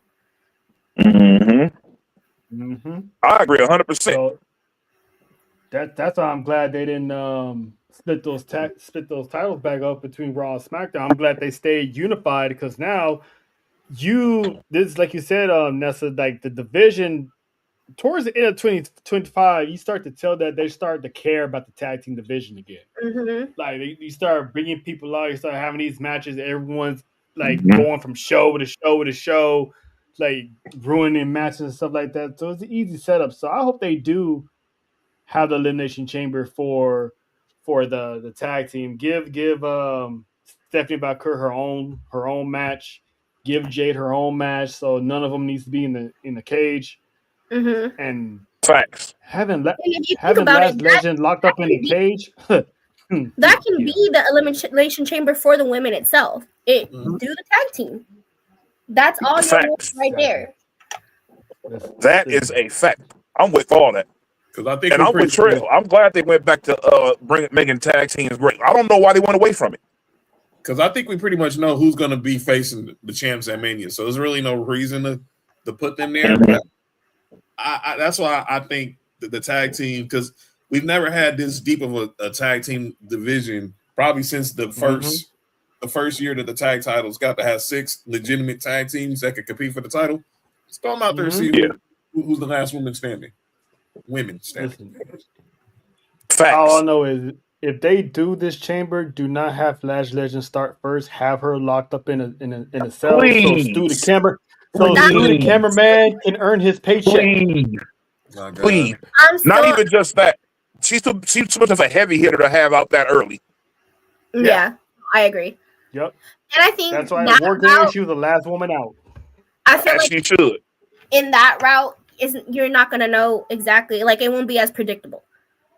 Exactly. On who will actually win Chamber. Because my prediction for Chamber, if I have it the way I want it, it's going to be Raquel taking the belt from Stephanie, Liv taking Chamber, and Liv and Raquel at Mania. She's been saying that. I like that. I'm not mad at that. And that's how they completely just. Hey, as well, I fuck with Liv. So anything that involves Liv, being number one, I'm with it. That makes 2 of us. Yeah, I'm 3. Yeah, I'm with that 100%. Even outside of obviously the way she obviously looks, she's very good at wrestling. I mean, hey, if anybody gonna say it, got to be me. All Hey, Oh just man, listen. you took the words out of my mouth, bro. I'm not. I don't know about all that, but yeah. Pause. Calm down, John.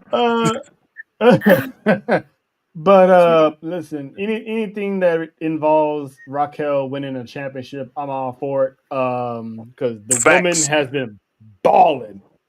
I mean, she's getting her Yes. Kevin Nash on. Him going off about her playing to her strength. She's been listening. She's been studying. And she's had like the end of 2025 has been the best Raquel has ever looked. Mhm. And I'm all for her and Liv having this storyline because it's long overdue.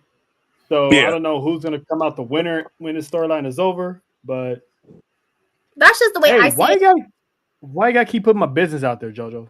You're the one that said it live. Don't do that. You Listen. put the line out there. Hey, mind your business.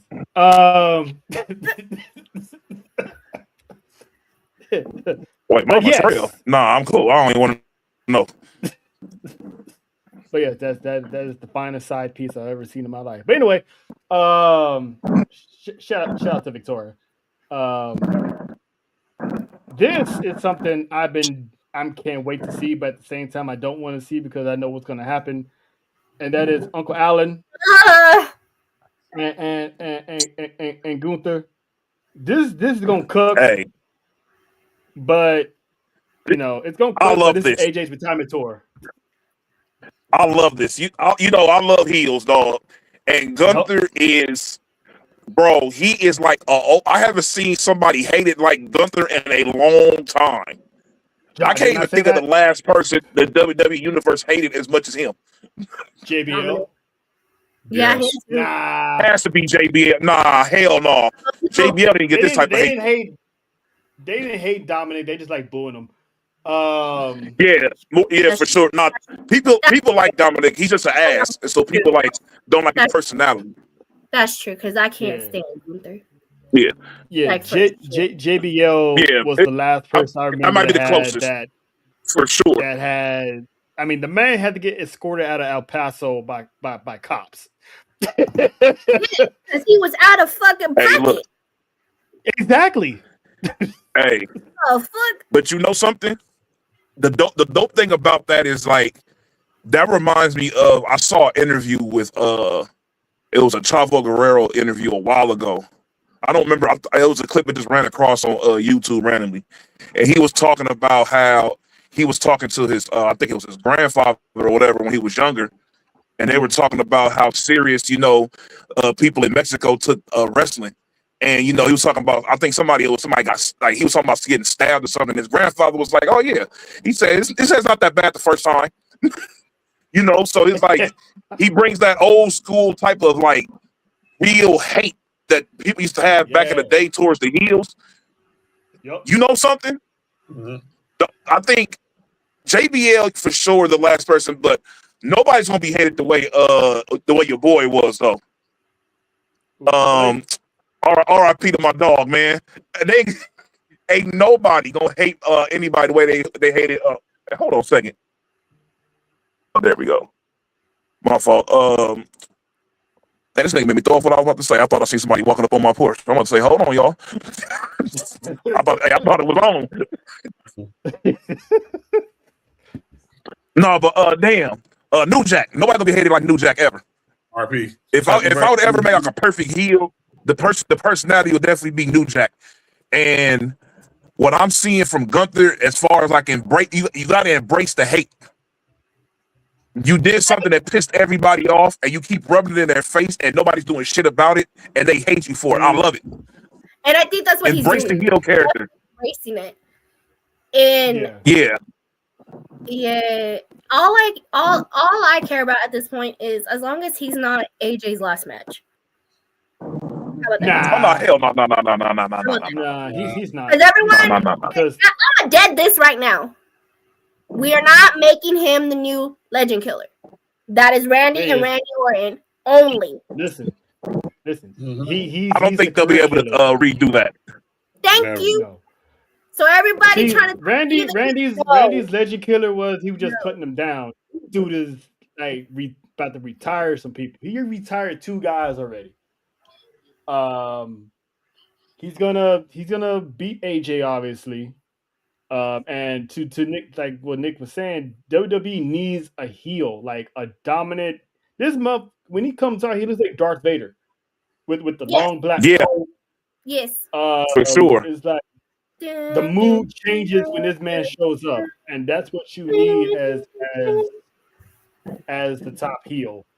And to see him go on the run that he has, and the fact he doesn't need a title to do it, that's amazing. And he's able to put people over. Yes. That is the in my opinion, that is the greatest mark of a great wrestler. You're able to put somebody over. Mm-hmm. And he definitely helped Jey Uso throughout that run. Yes. No doubt about it. I will agree to that. Yeah, he definitely helped Jey Uso throughout that run because that whole little psychological thing that was going on leading up to that match, that shit was dope. Mm-hmm. He's definitely his mic skills are getting better, and you know he really reminds you of. He reminds like an old like cartoon villain from like the 90s when you was a kid. Yeah, got the little evil voice. He walks in, he got the little arrogant smile, makes you want to slap the shit out of him. Oh, what freaking cartoon! Which is what AJ did too. He slapped the shit out of him. Yeah, he sure did. I wasn't expecting that. I don't think that shit was part of the script. Damn it! Now you're gonna have me thinking what? Like I know what you're talking about too. He's like he gonna be like the dude with the little funny little mustache on Rocky and Bullwinkle with the trench coat. Oh, yep, him. Yeah. The guy used to always go like this all the time with his mustache. Yes. Yeah. Oh, I remember. Yeah. I'm like, I see it in my head. I see it. Yep. He gives that type of, like he definitely gives like evil boss vibes for sure. Evil. Yeah, exactly. If you guys don't know who we're talking about, you definitely 2000 babies. Shit, they should know that too. They made a Rocky and Bullwinkle for them. Yeah, it was trash, but they made one for them. Oh, they talking about CCN? Oh, bet. My bad. You got that oh, you got that too. Now, this one usually I would curse every female that ever puts their hands on Stephanie Baker. Like I always do. But I'm okay with this. Yes. Stephanie Baker, Raquel, these two, I'm loving this feud. And I'm glad Nikki Bella is out of the picture because this needs to be the focal point of the Women's World Championship right here. Yeah. I ain't gonna lie, her getting involved kind of pissed me off. I'm like, I want to spread it with some bitch be gone. I wasn't the only one. Because I'm like, why are you a part of this? Like, get your ass up out of here. Go to Cooper DeJean house or something. Get the fuck away from here. That's where she gonna be at now. That's where she at now. She said, "Oh yeah, for sure." Nope. Wrong show. Again, toddler. You can do so much better. That's crazy. Oh, really? That's crazy. Hey, but you know why I like what this little dynamic though, Trail, because Stephanie needs she's at the main roster. She needs like an enemy, like for sure. She needs her rival. And that's perfect for her. Like, she's supposed to be, she's so over. She's supposed to be like damn near unstoppable. Well, you're going against an unstoppable force right now. So it's really dope to see that.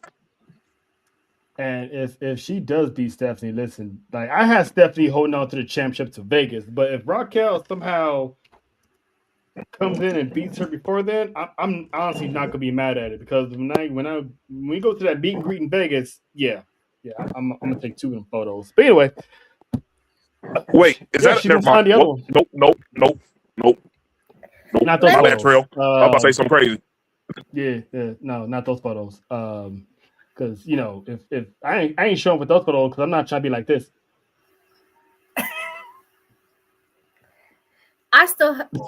I still have one question that I feel like one of these days it's just gonna come out when I see this man live, face to face. But you know, You I'm not actually in you had your chance, but you didn't. I didn't. I was on my best behavior. I really was. Both times. Sure you were. I was on my best Including the behavior. 360 turn. Were you on your best behavior? We did that little 360 turn. Huh? Huh? Look. Huh? I was just showing him that jersey.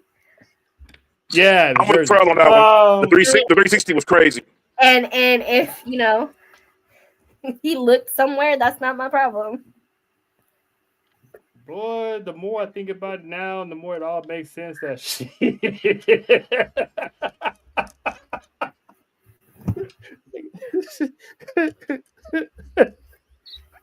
need That to shit add ain't gonna work. I'm gonna need to add that clip on here. What 360? Oh No. no. Oh, okay. No, not that one. Not the yeah, My I know what you're talking about. But yeah, I mean, I was the just showing. meme. It was a custom jersey. I was just showing it off, like I was on my best behavior. Okay, best. Props to the guy. Listen, props to the guy that had to drag you to that, because man, I'd be standing there looking like a hater if I see somebody do a 360 turn and I'm holding the damn camera. Now we know what Adam felt like. Oh no, I wasn't holding the camera, so it didn't bother me. He was not holding the camera.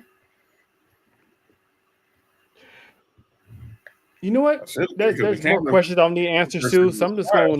Hey, yo, Nick. So how you been, dog? How's Nico? How's everything's going perfectly fine right now. We had someone taking pictures for everybody. The camera person was trash, by the way.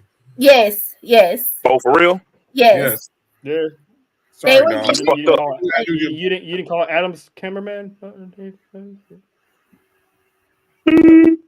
That's real. But I love the person that took me because, you know, I didn't want to go at first because I was, you know, a little tired, a little jet lagged. Lying. Cap. You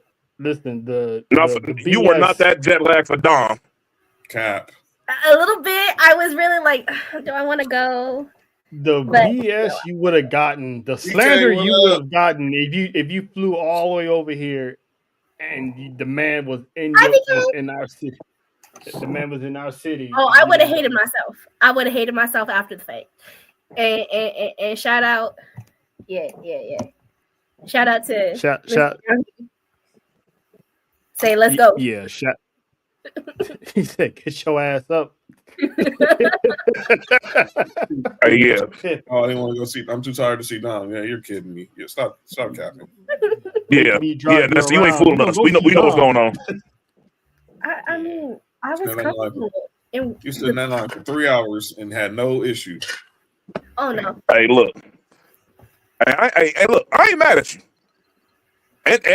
And that's the things we do for people. Time out, JT. We're not doing this right now. I mean, what we're talking about. Oh no! It was the only times before that. JT, hold up. JT, oh no! We're talking about when Nessa came to LA for Money in the Bank weekend. That Friday, Dominic Mysterio was doing a meet and greet at the Total Wines in Manhattan Beach. She claimed she was too tired to go. Well, I called Cap. We got there. They started at 3. We got there at 12. I mean, that jet lag is real though, coming from Texas. It is. It was. Yeah, it is. I was comfortable. We got there at 12 o'clock. I had the lawn chair in the trunk of the car, and she was good for until we got to see Dom, and then went out. Then the rest of the day, then the Big Three took over the LBC. Shout out to the Big Three, you heard? Yes, sir. We took. Listen, that was the year of us, man. We way before that meet and greet. So you know. Yeah. Wait. What? Next time shit out here, we got. Next time y'all here nestle with some shit going on, I'm gonna roll up with y'all. Yes. I'll roll up with y'all next time for sure. Yeah.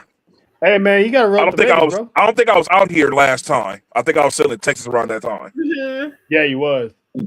Yeah, so yeah, next time it's an event out here and you're out here, I'll for sure make sure I go to it. Facts. We're all going.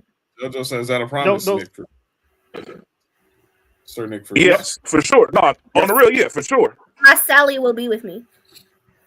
If all, yeah, for sure. All y'all, yeah, no doubt about it. Oh yeah, For a WWE thing, yeah, for sure. Listen, the three of us was a problem in 2025, but listen, you add me to any equation, dog. It don't know what the hell gonna happen. Listen, but I got John's back on this one to address JT's slander accusations. These are not accusations. This is false accusations. And furthermore, they're not accusations if it's true.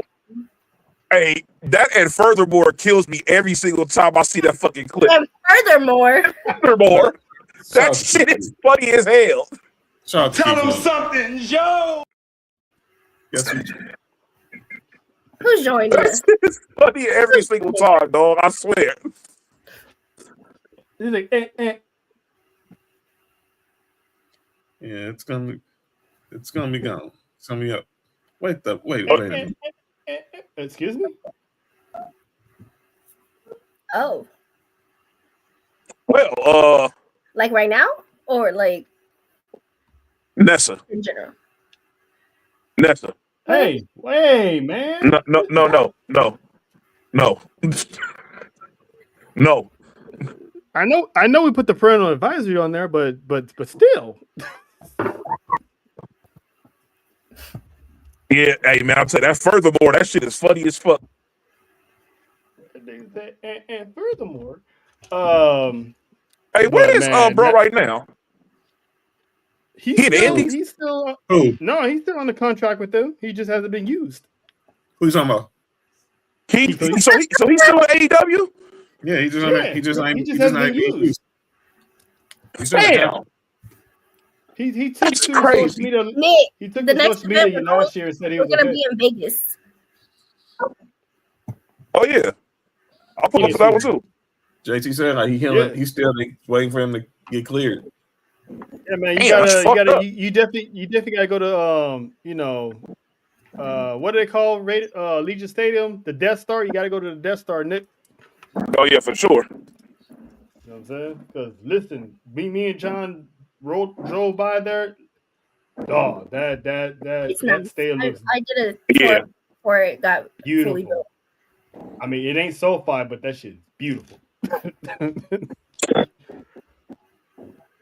So far, let's see. Hey, SoFi is good, man. No, fuck them.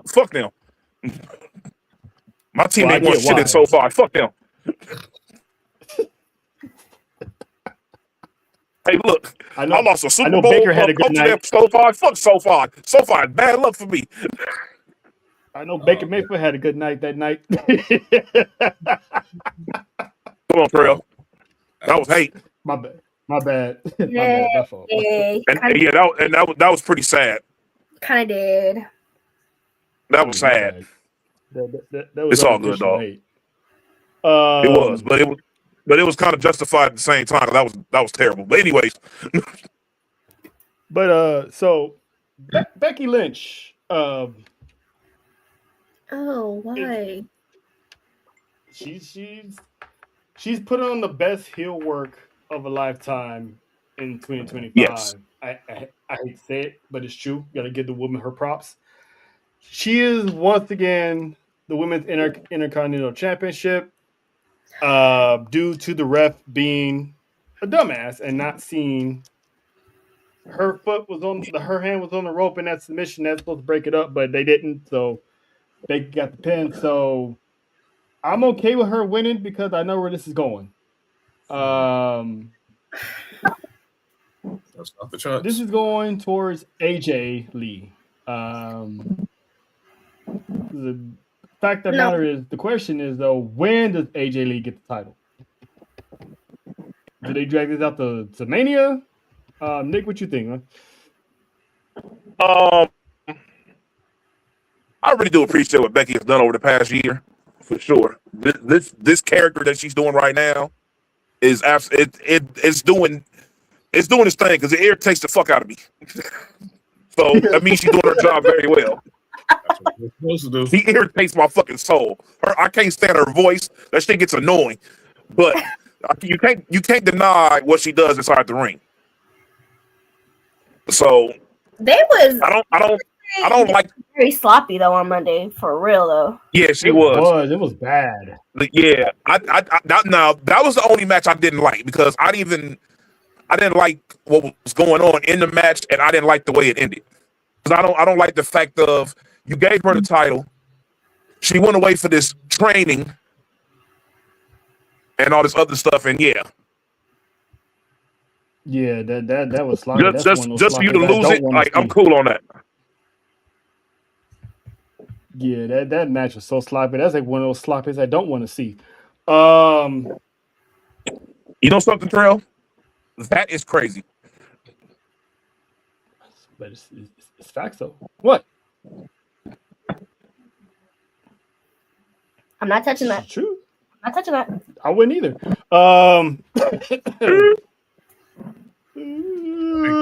Anyway,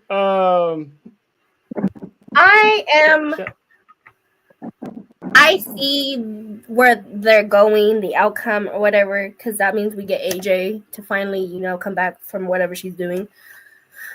But I would have rather seen Maxine keep the belt and Natty take it from her. That's what I would. That's exactly what I wanted. I feel like that's what they should have did. Oh yeah, I absolutely agree. That's what I thought was going to happen. To be honest with you. So now does Natty show up and does Natty show up and destroy Maxine for losing and making the dungeon look bad? That is true. That's what I think. I don't think you need that because Becky and AJ's match is so big. You don't need the Intercontinental title. It just makes it. It just gives a little extra. But I think Natty comes back and tries to teach young Maxine there's levels to this, and this is how you get it done. And then beats her up something proper. That'll be me.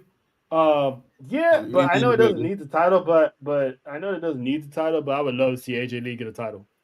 I agree. No, and I've been saying I was here for that, and I would have rather, if that's what they were gonna do, I would have rather AJ took the belt from Becky first. You know what I mean? Mm-hmm. Because here's how I see it. I don't know how much he would have got put into it, but still. You have AJ beat Becky. Brandon, what are we doing here? Big time Bex versus AJ. Yeah. I see AJ beating Becky, and then let's say like SummerSlam, I can see Roxanne beating AJ. Mm-hmm. And give Roxanne her first championship. Because by then, the whole Judgment Day thing should already played out already.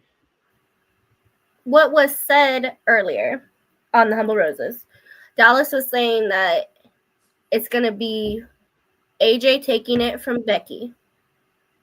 Mm-hmm. And Bayley's going to take it from AJ. So I feel like that works into what you just said because that means Roxanne. And then Roxanne takes it from Bayley because they still have that unfinished business with that storyline that they never finished. Please, that makes sense. Why? I loved that storyline. Like those are my girls right there. If it comes down to that, then it's worth the wait for that full circle. And I'm okay moment. I guess I'm okay with it. If it happens.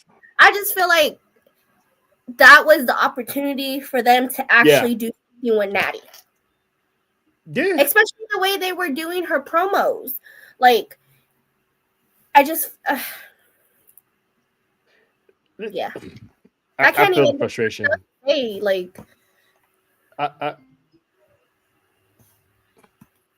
Wait. Wait. That's crazy. Got no evidence on that. But anyway, people are just weird. Um, Mm-hmm. but anyway, so you got the same thing I got. Let's Listen, talk it's about like something else. not yeah, because Not, you barking not. up the wrong tree. We Yep. already had this Wrong conversation 2 one. weeks ago about kids being off limits. But anyway, Wrong um, ones. Okay.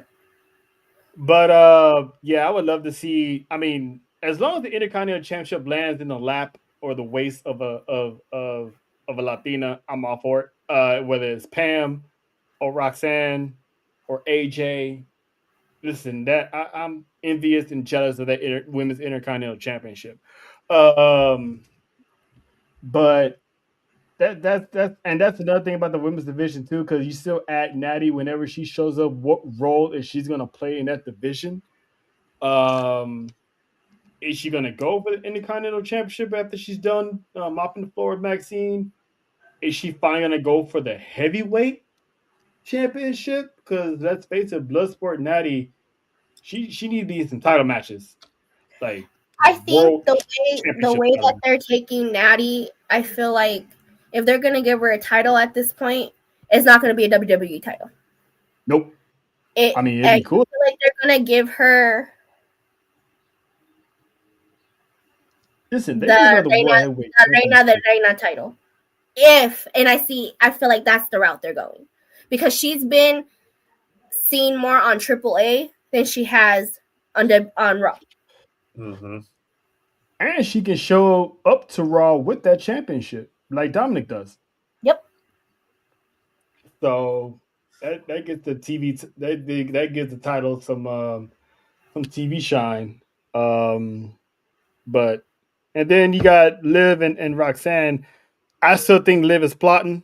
She She is. she's she's gonna use Roxanne to get that wedge between her and Raquel. So this is That's basically exactly what she's she's doing. systematically gonna tear down the Judgment Day.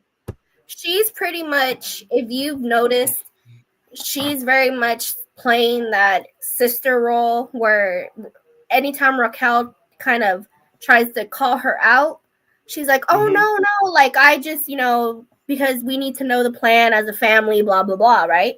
Because even Mm-hmm. Roxanne kind of called her out on it. You didn't tell us Mm-hmm. what you were doing. Why are you out here? Like, what are you, like that? And this is the fact that Roxanne got close to Raquel. Something happened there between her and Liv that we're not going to find out till probably later. And now she is going to take Roxanne, win the titles, let Raquel do what she needs to do to win that women's championship and take it from Mm-hmm. Raquel. So Yep. something happened to where there'd be a reason why Liv's turning on Raquel that we'll find out pretty soon. And when she does, she's definitely gonna be. Yeah.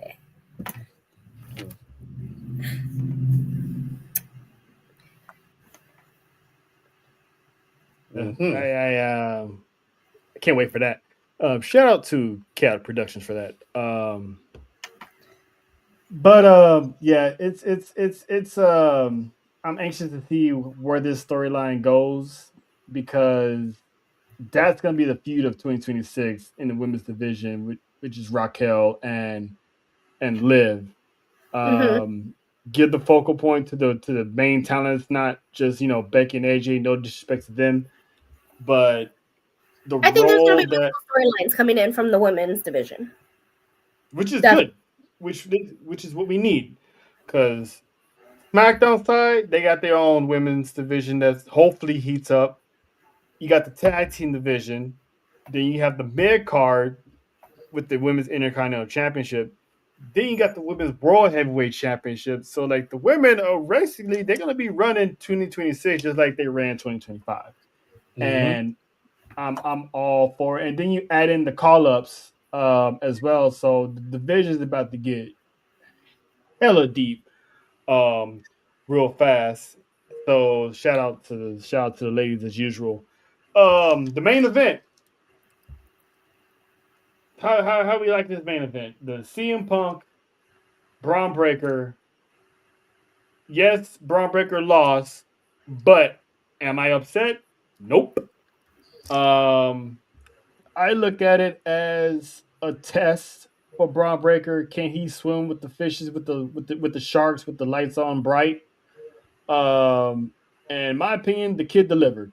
In She a has a losing 5-year effort, contract. who? Voldemort. I saw Which Chelsea Voldemort? Green. I saw Chelsea Green got a 5-year extension. Oh yeah, she ain't No, going nowhere. she's talking about Voldemort. Oh, Becky? No, that's Voldemort No, Jr. Nikki? Nah, Nikki? Nah, heck nah. I don't know how long her contract is, but she ain't going nowhere anytime soon though. If I had to guess, Un- she's another year or two at best. yeah. 5 years. I don't think That she goes. She's not doing maybe another year or two at max. Maybe more so the year part because I don't think she's doing this into her mid to late 40s. that is actually a valid question. Where does Nikki Mimi. fit It in really this? does. Where does she fit in? I would personally say nowhere, but you know, you know, I don't know. She just lost. She might come back trying to cry, talking about anything. I don't know, trying to get another shot at the title. But that is a good question. She technically is the wild card in this. Taking My eye is twitching. he can't even come up with a nice thing to say. That's why her eyes twitching. My eyes. I don't know. It is a good question. If even if she doesn't have a 5-year contract, she still has a contract. So where does she go from here? I Besides the top. mean, the way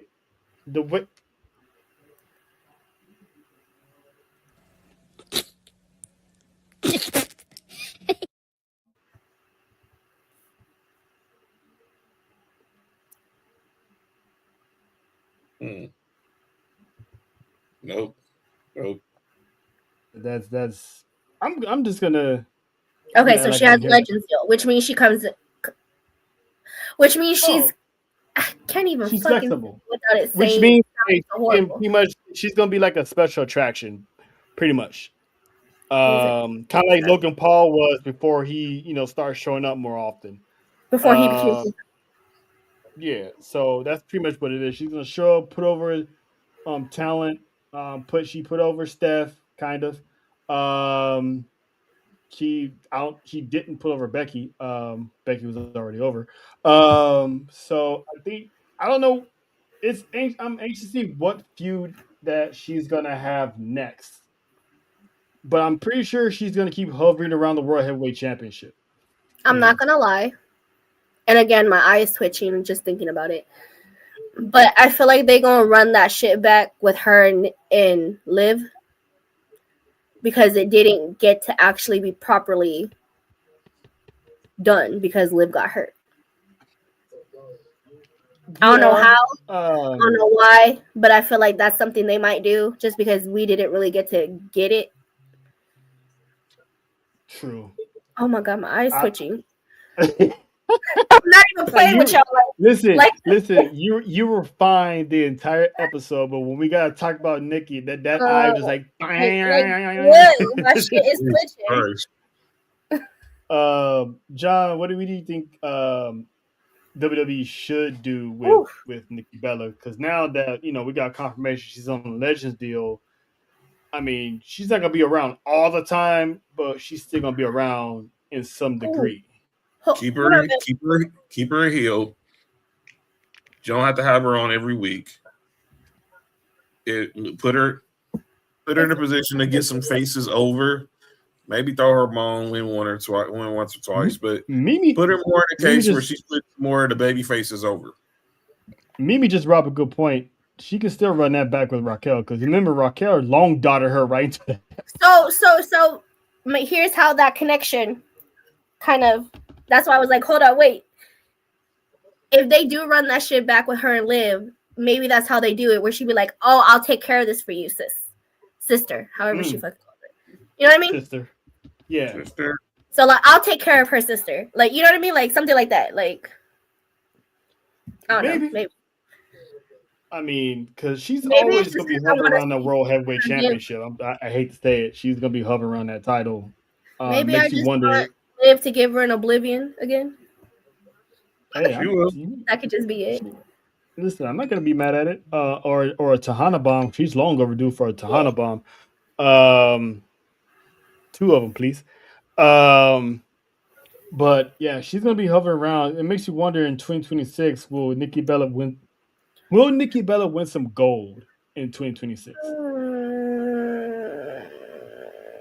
You know what? I'm gonna ask John because I know where Nessa's gonna go with this because I don't think so. she's doing that grumpy noise. I'll be shocked if she does. You know, if it is, it'll be very transitional. Yeah, I mean, it could be the IC title.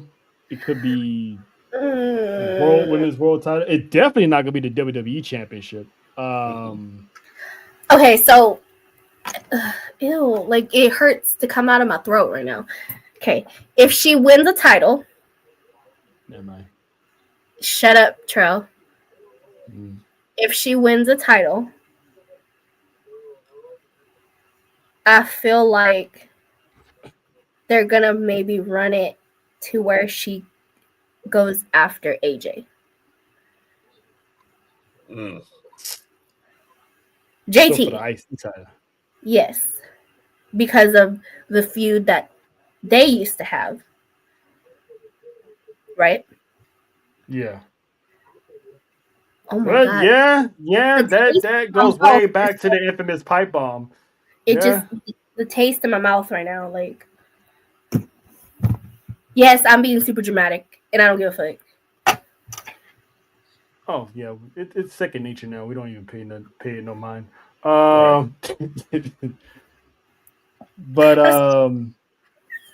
But yeah, I can see them run that back because she hasn't forgotten that pipe bomb when she told the Bella twins they couldn't like tie their Chuck they couldn't tie her Chuck Taylors.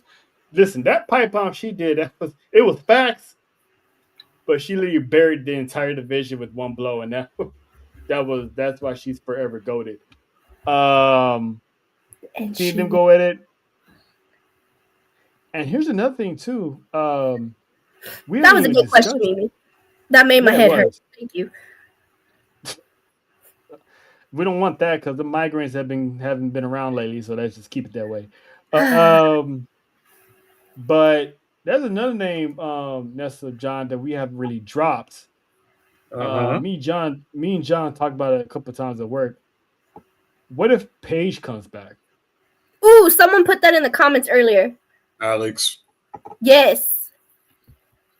Like that would be. Didn't she come to a house show? She was at an indie show. Recently? She was at an indie show recently, and she came back with the Paige music. Yes, there you go. I seen that on Instagram. Yeah, it was an indie show. But she still goes by Saraya. She still goes by Saraya. Yeah, for now.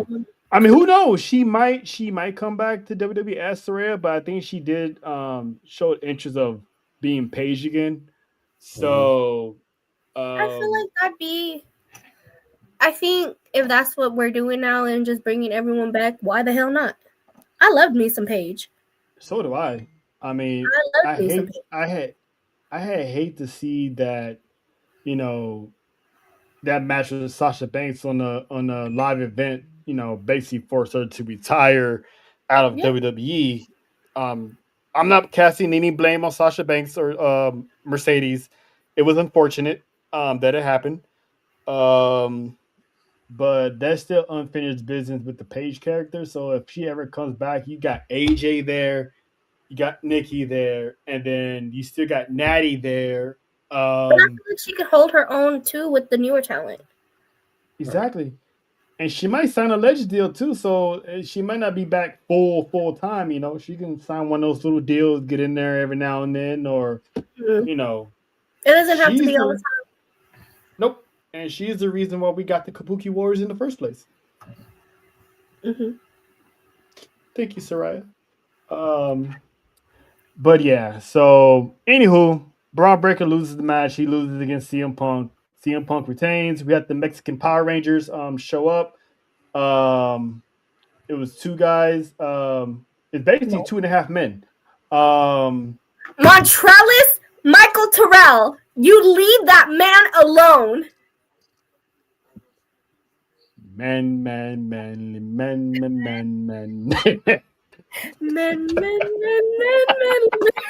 I did not expect the thing from 2.5 Men to be sung on this show in 2020. Stop doing Rey Mysterio like that. Like he's that little boy. Like he's that little boy, dude. Come on, man. That little boy was probably older than when he looked anyway. Hey, listen, man. Hey, listen. He got tossed around. Listen, Panther showed up, hit a move. Panther showed up, hit a move. It was successful. Dragon Lee showed up, hit a move. It was successful. This little Johnny, that dude got caught. The dude is like 50 years old. I mean, come on, man. It's like Isaiah jumping up and Nesta just catches him. Well, he is like 5,800 years old, dude. Oh, age has been good. Age is funny. Really, babe? 5,800. And they say I'm disrespectful. They say I'm disrespectful. But I'm the disrespectful one. Okay. You called him a child. I mean, you called him a child. You done called him a minor. What else have you called him? You basically said he was 58. Hispanic version of Webster. Yeah, you did. That was John that said that. Said he called him Gary. He called him Gary Coleman. That was you that said that again. I need to run all this tape back. You ain't fooling nobody. You're not fooling nobody, John A. Watson. You're not gonna make them jokes off of my name and make it seem like I said it. Dude, you basically called the dude the Hispanic mini me. What are you saying? I feel like that one was me though. The both of you. Both of you. But you called him a whole minor. You said someone come get their child. Like, what are we doing? You said call Child Family Services. Listen, man, that little kid jumped over the guardrail. They ain't supposed to be doing that. Listen, but all jokes aside, though, they tried to have their little what if Liv wins the Rumble, wins the wrestling. I don't think she's winning the Rumble. I feel like she's gonna win Chamber. Liv could win the Rumble, though. I mean, it was a moment. It was a moment, and it happened. It happened, and I apologize. I was gonna call him Speedy Gonzalez. You know. Now, see, I didn't even call to do the animal. Wait. Vanessa is Mexican. So, if anything, this should be okay because it came from her. Even though the camera isn't showing that she's Mexican, we all know that she's Mexican. Look it, people. For the people that are watching, I am really not this white, okay? It's the stupid light from my camera.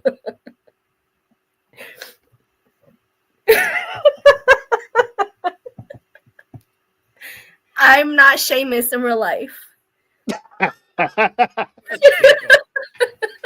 I do have color.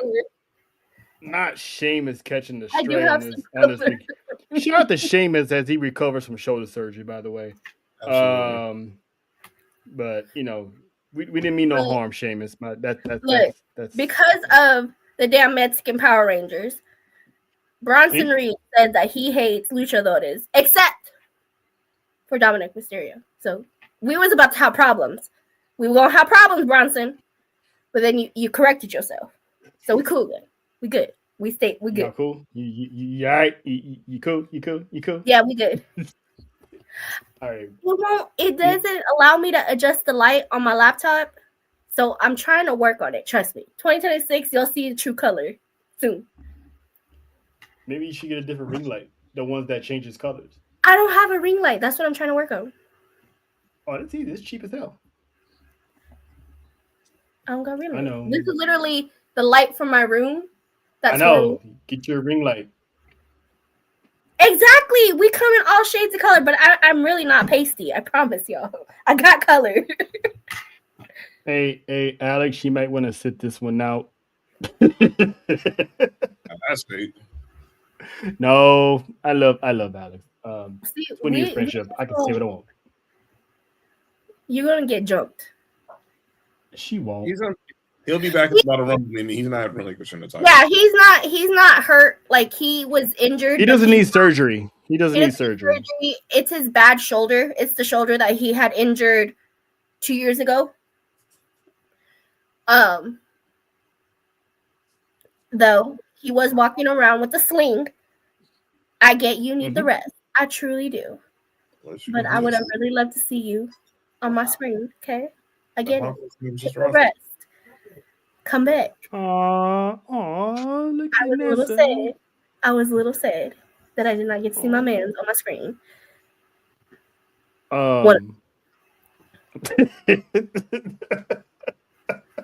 I'm glad you fixed yourself. One of them. But yeah, so CM Punk wins. So basically, that kills my theory of. I think it changes my theory now because now, with CM Punk still champion, that means he's gonna basically walk into Chicago, the World Heavyweight Champion. Yes. So does this change Roman winning the Royal Rumble to Roman winning the Chamber? Or does Roman still wins the Royal Rumble and still goes after announces CM Punk? I still think Rumble. I still think Roman. I feel like Rumble is a bigger win for Roman than Chamber. He's got one already. He's already got one Rumble. He's got one under his belt already with 2015. And this one the fans will love though. God, he never will live that one down. Jesus Christ, no. that was a tough watch. That was a rough watch. It really was. Not even his cousin could save him. Rock couldn't save him. Even the promo after the show, The Rock couldn't save him. It's the receiver smell with The Rock and Roman. I makes it rains, and it still didn't. And he still couldn't get Roman over. And it's like, but 11 years later, it's in the Kingdom of Saudi. I think Roman gets his moment. He'll join the Knights of other legends who won multiple Royal Rumbles. Boston. Cena, Triple H. Yes, Cena, Triple H. Yeah, I agree, JT. But I think, I don't feel like it definitely Chamber is not as big of a stage as we should call it for Roman. So I feel like Roman, yeah, for Roman. So I think it's gonna be Rumble, and Rumble's in Saudi. It's in a couple weeks. Yep, in a couple weeks. Shit. 3 weeks from Saturday. You're right. 3 weeks from Saturday. In a couple weeks. So and Roman has not been cited yet, so he's on his way. He's gonna make his appearance because I'm assuming he's gonna make his appearance in Europe. So be on the lookout Monday for the Tribal Chief in Belgium. They're gonna be, but because they're out of the States. Braun Breaker. Yep. Braun Breaker basically showed that he's ready for the main event. I would not be surprised if that man is in the final 4 at the Rumble. At least final 3. Because if history repeats has shown us the past couple of Royal Rumbles, every final 4 participant, whether it's male or female, has gone on to have a good year. So there's gonna be I can see, depending on when and where they have Money in the Bank, they're still gonna have it in the summer, right? In New Orleans, right? Yes, that first weekend in September. I think I have a theory of how this should play out. Roman wins the Rumble. Seth comes back, fused with Braun Breaker because we're not just gonna forget him getting getting pancaked and speared to hell out of his Matrix outfit. Have those feud. When Braun Breaker's done with that, have Braun Breaker win Money in the Bank. Then you have Roman Reigns and Seth Rollins at SummerSlam. Roman Reigns finally beats Seth Rollins one-on-one for the first time in his career. Then you have Braun Breaker cash in on Roman Reigns. Mm. And then from 2026 into 2027 is going to be the year of Braun Breaker as World Heavyweight Champion.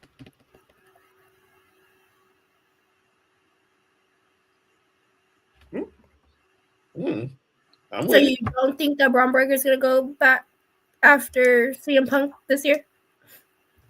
I think he's going to try to, but eventually Seth Rollins is going to come back and, F all that up. Mm. So I think it's going to be worth the wait. They're going to keep Braun away from the championship. And then when he finally wins it, I think he should be Money in the Bank, because imagine you win your match and you hear the siren. That means your doom is coming. That means your doom is coming your way. Your insides are about to be fucked out. Yep. So, but yeah, and that's how. Other than that, there was really no Roman Reigns return. Usos didn't get involved. They just put the tag team on notice. So nothing big happened at the end of Monday Night Raw. Basically, CM Punk won clean to usher in the new year. So that's pretty much what happened on Raw. So let's get to some news, because this one I know Nessa would love to talk about because she loves them so much. And that is the whole Grande Americano situation. Oh, we got problems. So Chad Gable his return is basically imminent. Any moment now, which probably could be the Royal Rumble as well. So, but WWE, basically the rumors are saying that WWE has no plans of removing Kaiser from the Americano gimmick. So, makes you wonder, are we going to get Americano versus Americano, or is Chad Gable coming back? Dude is ripped. Dude is ripped. Did you see the pictures of Chad Gable? My God. I have not seen no pictures of Chad Gable. I'll send it to you. Dude is ripped. He's been in the lab. He's been rehabbing. No, he's even more. These guys are coming back more shredded than what they were. Yeah, they are. Left. Did you not see when Tama came back and Randy come back and even Liv? Yeah, Liv got a little. Show that again. In her, and where is it? Liv got a little biscuit in her.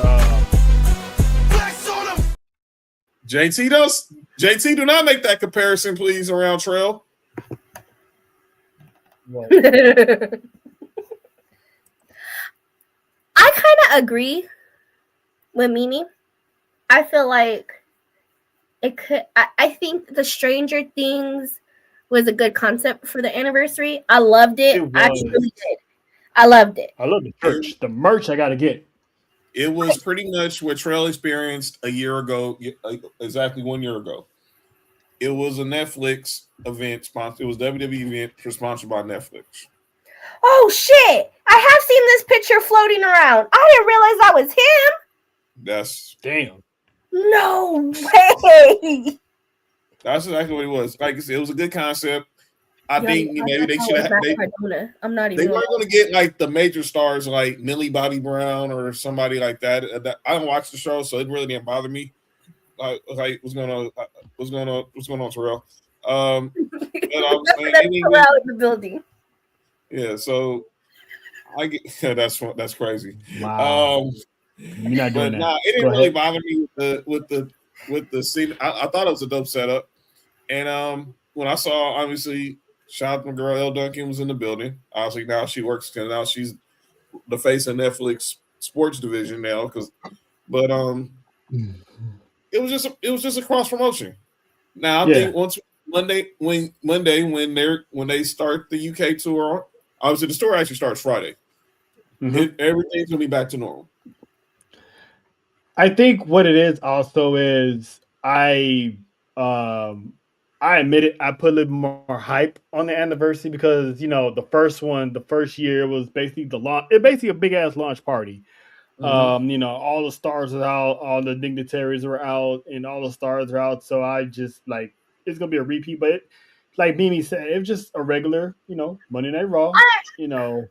First live I Raw get after it. the new year. I So I get get why, it. of course, the premiere on Netflix was so big.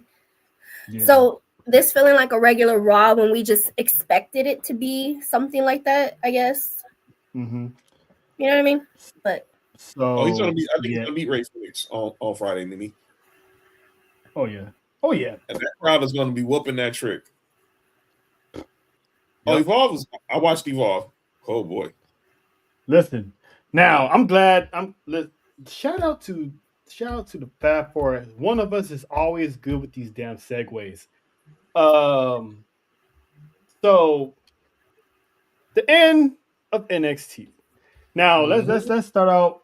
Too bad JoJo's not here because she loves this guy. I think he's quickly becoming one of her favorites, and that is the ruler Obafemi. she We've want to climb seen that tree. so does Faith and so does Money.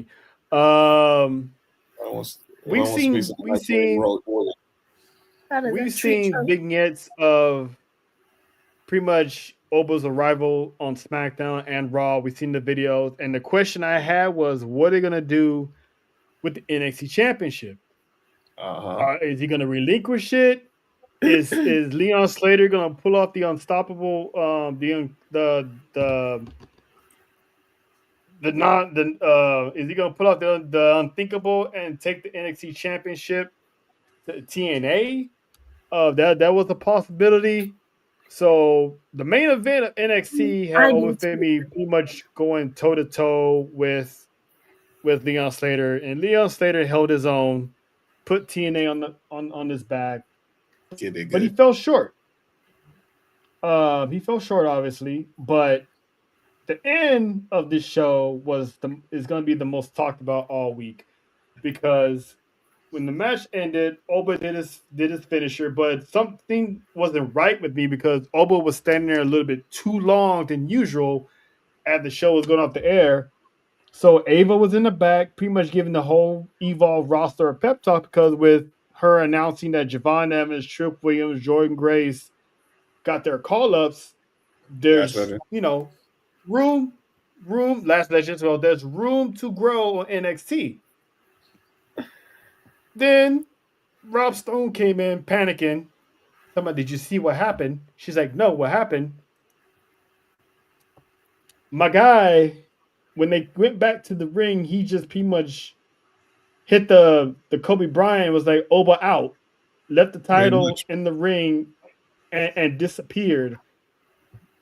That was the most chilling thing I ever saw because he not only they gave him the Oscar treatment, but this was 10 times better because it wasn't announced, it wasn't paraded. He just pretty much said, "I did all I can," and to me, this is a warning shot to the main roster. Like this man is on his way. That's the ruler is on his way, and I listen. I pray for the soul of the roster that this man shows up on. So shout out to Minnie. Shout out to my girl Minnie. She pretty much was like, that is how you send someone up or you retire someone. Mm-hmm. With a win, quietly, powerful, simple. Mm-hmm. She gave her props to Shawn Michaels, told Triple H he needs to, take some pointers. She did. She did. Hey, I'm not. And I'm just. It's still funny. That's all. I'm paraphrasing, but that's pretty much what she said. And the fact that he did that, because we obviously already knew that because the fact that he had his match with Cody, and like Alex said, he has unfinished business with Cody. And obviously now he also has some business with Drew. Because Drew pretty much fucked him over. That call-up was coming. So I love the way they did that because everyone knew it was happening, just didn't know when it was happening. Yeah. So the fact that he won his last match and then just pretty much said, "It is time," and I can't. My voice can't go that deep. I try to do the Rafiki. I can't. It is time. Yeah. And that's assuming the man goes to SmackDown. Yes. Think about it. If he goes to Raw, Brock Lesnar's over there. Roman Reigns is over there. Please stay away. Please stay away over there. Stay away from Dominic. Just Dominic, run away. Now, other way. Okay, just now, Nessa, we all know he has a track record of not being the smartest knife in the drawer. I know. Está pendejo sometimes. I love you. Bien pendejo. Like, listen, not knowing the time zones, he's never. I know. And I'm gonna stick beside him. But I know. I get it. You know, you can't fix stupid, but you might as well still love him. You motherfucker. Fuck you. Fuck you. It is what it is. You're a strong woman. You know, salute to you. John, what does Oba's absence means for the NXT roster? Because Tony D'Angelo was staring at that championship. So what's next for him, and that who's you see stepping up to, as you always say, be the guy to follow the guy? Because Obafemi was the man in NXT. If they want to play it safe, Alex, you go with Ricky Saints because he was a former champ. But if you're really trying to go to the next level, let's see if Tony D'Angelo's ready. I think you do a tournament. You talked about it this morning. You do a tournament, maybe make a fatal four-way, get fatal four-way style. But by Vengeance Day, we should have a new NXT champion. And heading into Stand and Deliver in Vegas, that person will be the person I think who takes on Tony D'Angelo. I don't think Tony D'Angelo gets it at Vengeance Day. I think he gets, if you want to give him the moment, give him Stand and Deliver. We was there, how things ended with the D'Angelo family, literally in that same building, which is probably going to be T-Mobile. Stacks turns on them, and then the family just implodes from there. This would be the moment to give the former Don of basically a full circle moment. I would have a tournament, or set up a fatal four-way and have the winner be crowned at Vengeance Day, and then whoever's the champ, they go into Stand and Deliver and take on Tony D'Angelo. I would agree of having Tony win at Stand and Deliver if Oba was still there. Okay. Because that's how I had it. I thought that Oba would carry it all the way to Stand and Deliver, have Tony D'Angelo finally dethrone Obafemi again. He goes up to the Raw SmackDown after Mania. Yeah. But Oba's gone, so that's pretty much an open playing field. Right. You're right. Yeah, you're right. Doesn't have the same pizzazz. So I think if you have maybe Tony be the one to win it and then build the number one contender from there to challenge him at Stand and Deliver, because I can't say Javon because Javon's gone. So maybe Ricky Saints gets another rematch with it, or maybe he gets called up. I don't know. Because they're calling up a lot of people at a rapid rate at this day and age, so ain't no telling. Because we didn't even get the match between Javon and Ricky Saints. We did. Well, I thought it was gonna be more than that. I mean, basically, it was basically Javon's goodbye. It was basically Javon's farewell match, basically. Well, that's crazy. I get that they were doing these signs secretly, whatever.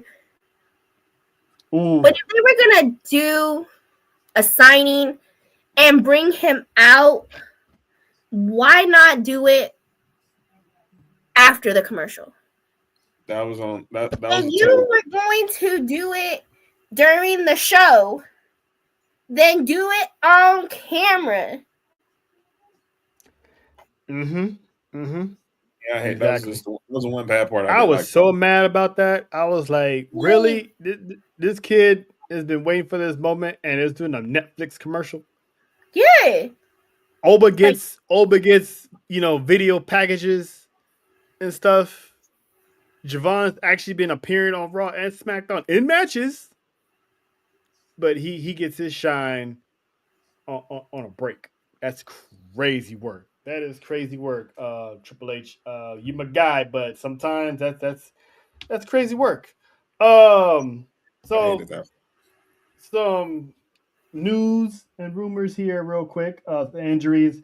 There's been a couple injuries that happened during the holiday tour. The first one was Michin having shoulder injury during her match with Jade, and then following that, we had another injury, and that is BFAB suffered a concussion during the holiday tour in a match with Jade Cargill. So I'm wondering, there's one or two things here. Either Jay still needs more work and is not calling her an unsafe worker, but you get what I'm trying to say. Or is this a storyline where she's putting girls down in her path until we get the eventual return of EST? This was during a house show? Yeah, this is the holiday tour. Yep. During the holiday tour. I get that they're trying to make her this dominant. She's gonna stay dominant. Time out. Ooh. Mimi. The bouncy bun brigade, the Triple B. That's what I got. Hey, shout out to the Triple B. The Triple B, huh? Yep, we're gonna be getting a whole lot of that in 2026. But anyway, smack. The ripples. Anyway, I mean, if you go look at your text messages, you will. You. But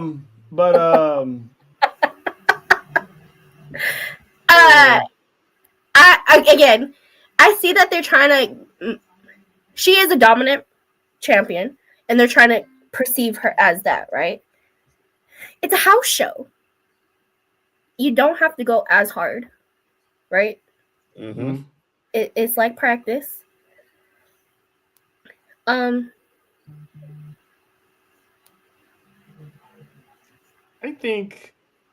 do think that a part of me is thinking this is a storyline, because when Michin got hurt, she admitted that on air on SmackDown. Said, "Yep, I put her down."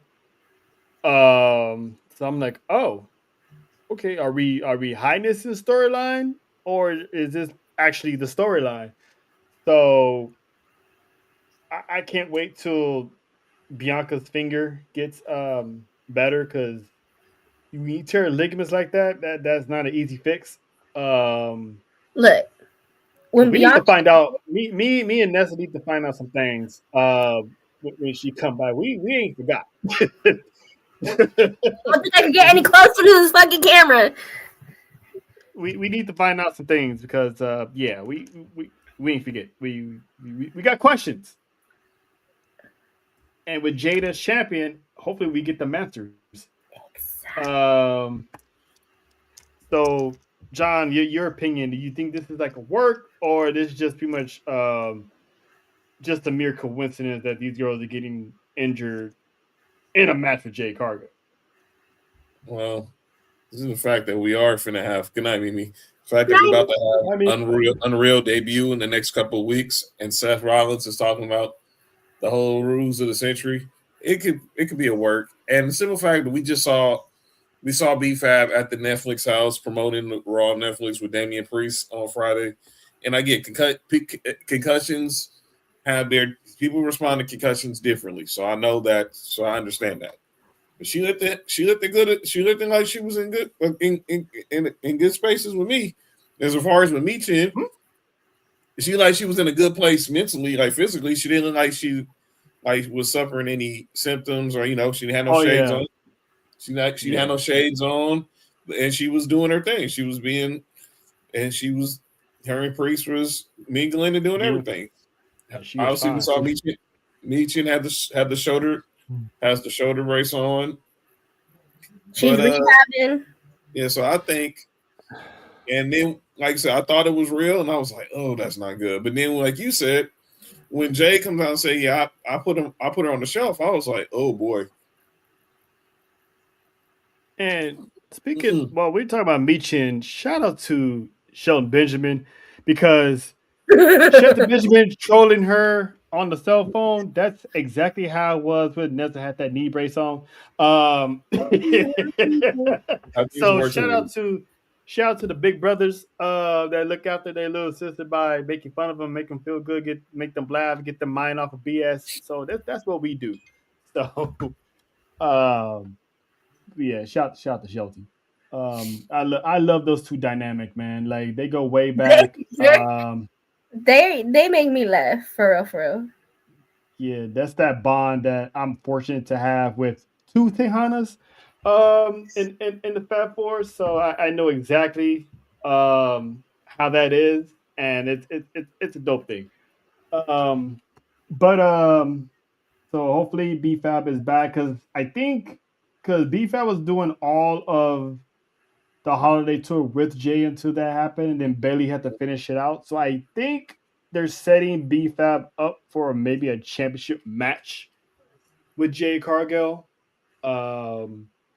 which would be dope for B-Fab because one, she gets that shine, and two is she gets that exposure and all that. So hopefully that's the plan. Obviously, B-Fab's not winning. They got bigger fish to fry because another light-skinned woman from Knoxville, Tennessee, should be making a return and win in Vegas. Hopefully,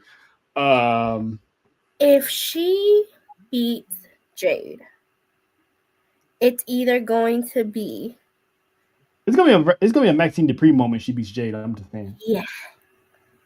Either it was meant to happen, or someone somewhere fucked up, or someone's not ready to come back yet. Yeah. I would not be mad if B-Fab pulls off the impossible because it's really hard to sit there and say because if you in real life, if you think about it, ain't no fucking way, right? But this is the WWE, and we've seen some shit happen. We've seen some miracles happen. Right. Mm-hmm. So, I mean, listen. If she does win, that's another graduate from the Natty Dungeon that's won gold. Mm-hmm. So, shout out to the Dungeon, shout out to Natty. She's producing these women, and they're delivering in the main roster. So, I'm happy to see that, but I doubt it. But it might. It's a possibility. Does Bianca and Jay need the title? Maybe not. But we just need that. We need answers. Yes. I need answers because I know for a fact, and I will stay dying on this hill. Bianca had something to do with the attack on Jade. Accusations! These are not accusations. This is false accusations. And furthermore, babe, Naomi did not do it by herself. I know. But it wasn't. But yeah, but my theory got killed when Marsha ended up leaving the TNA. Got released and ended up with TNA. And Lash stayed around. Now she's with Nia. The way that Naomi played La Loca tells me that Bianca manipulated her without even knowing, in a sense. Mm-hmm. Mm-hmm. I believe that. She guilty. Even inadvertently, she's guilty. Guilt. Accusations. But listen, whenever she finally comes back, we need that closing chapter to that case of who done it. So NXT call ups, Jordan Grace, she's was announced that she signed. News broke this morning that we already knew, but Obafemi has officially signed to the main roster. He's main roster bound. It still remains to be seen where. Javon Evans is on Monday Night Raw, so he's officially said. Trick Willie is on SmackDown. There's another name coming out of NXT that WWE is considering calling up, and despite what ATD might feel about this person, it's long overdue. And it's probably well deserved, and that is the current reigning defending NXT Women's Champion, JC Jane. Why? The woman has been putting in some solid work throughout 2025. I have so many comments about this picture. I know. But Yeah, I'm gonna mute myself right now. But she's currently the 2-time NXT champion, former TNA Knockouts champion. The woman has pretty much built herself a resume. She would add to the women's division, especially on Monday Night Raw. Because SmackDown's fully loaded right now. It's fully loaded. Put her on Raw, have her in the Intercontinental title picture. The woman is ready. Not everybody likes her, but her in-ring work has improved tremendously. The woman is ready for a call-up. She's been there way too long. She earned her stripes if they do call her up. John, you're what do you think about? Well, go ahead, Nessa. My dog just rolled his eyes at you. Like he just went. Look, man, that's hate. Even the dogs hating on JC Jane. Come on now, let's stop this. Okay. Here's the deal. I know, and look, me and Trell, me and Trell feel like we've been on this island ever since she won the NXT Women's title. But let me be clear. I know she's not. She's just. I'm gonna say she's a Scottie Pippen. She's a second. She's a Pau Gasol. She's Chris Bosh. She's a second. Hey, meaning she's a psych. Meaning she's really. I know she's being the face of the squad, but we all know she's better. She's better served as the bridesmaid, as a right hand woman. You know what I'm saying? That didn't sound right. That didn't sound right. Wow. Bridesmaid. Shout out to the right hand women's of the world. We love y'all. We appreciate y'all. Tug away. She is a good right hand woman, but she's definitely a sidekick. She's like you said, a bridesmaid, but she would add depth to the roster, especially in the mid card division. She's not going to be an NXT lifer. Let's just be clear.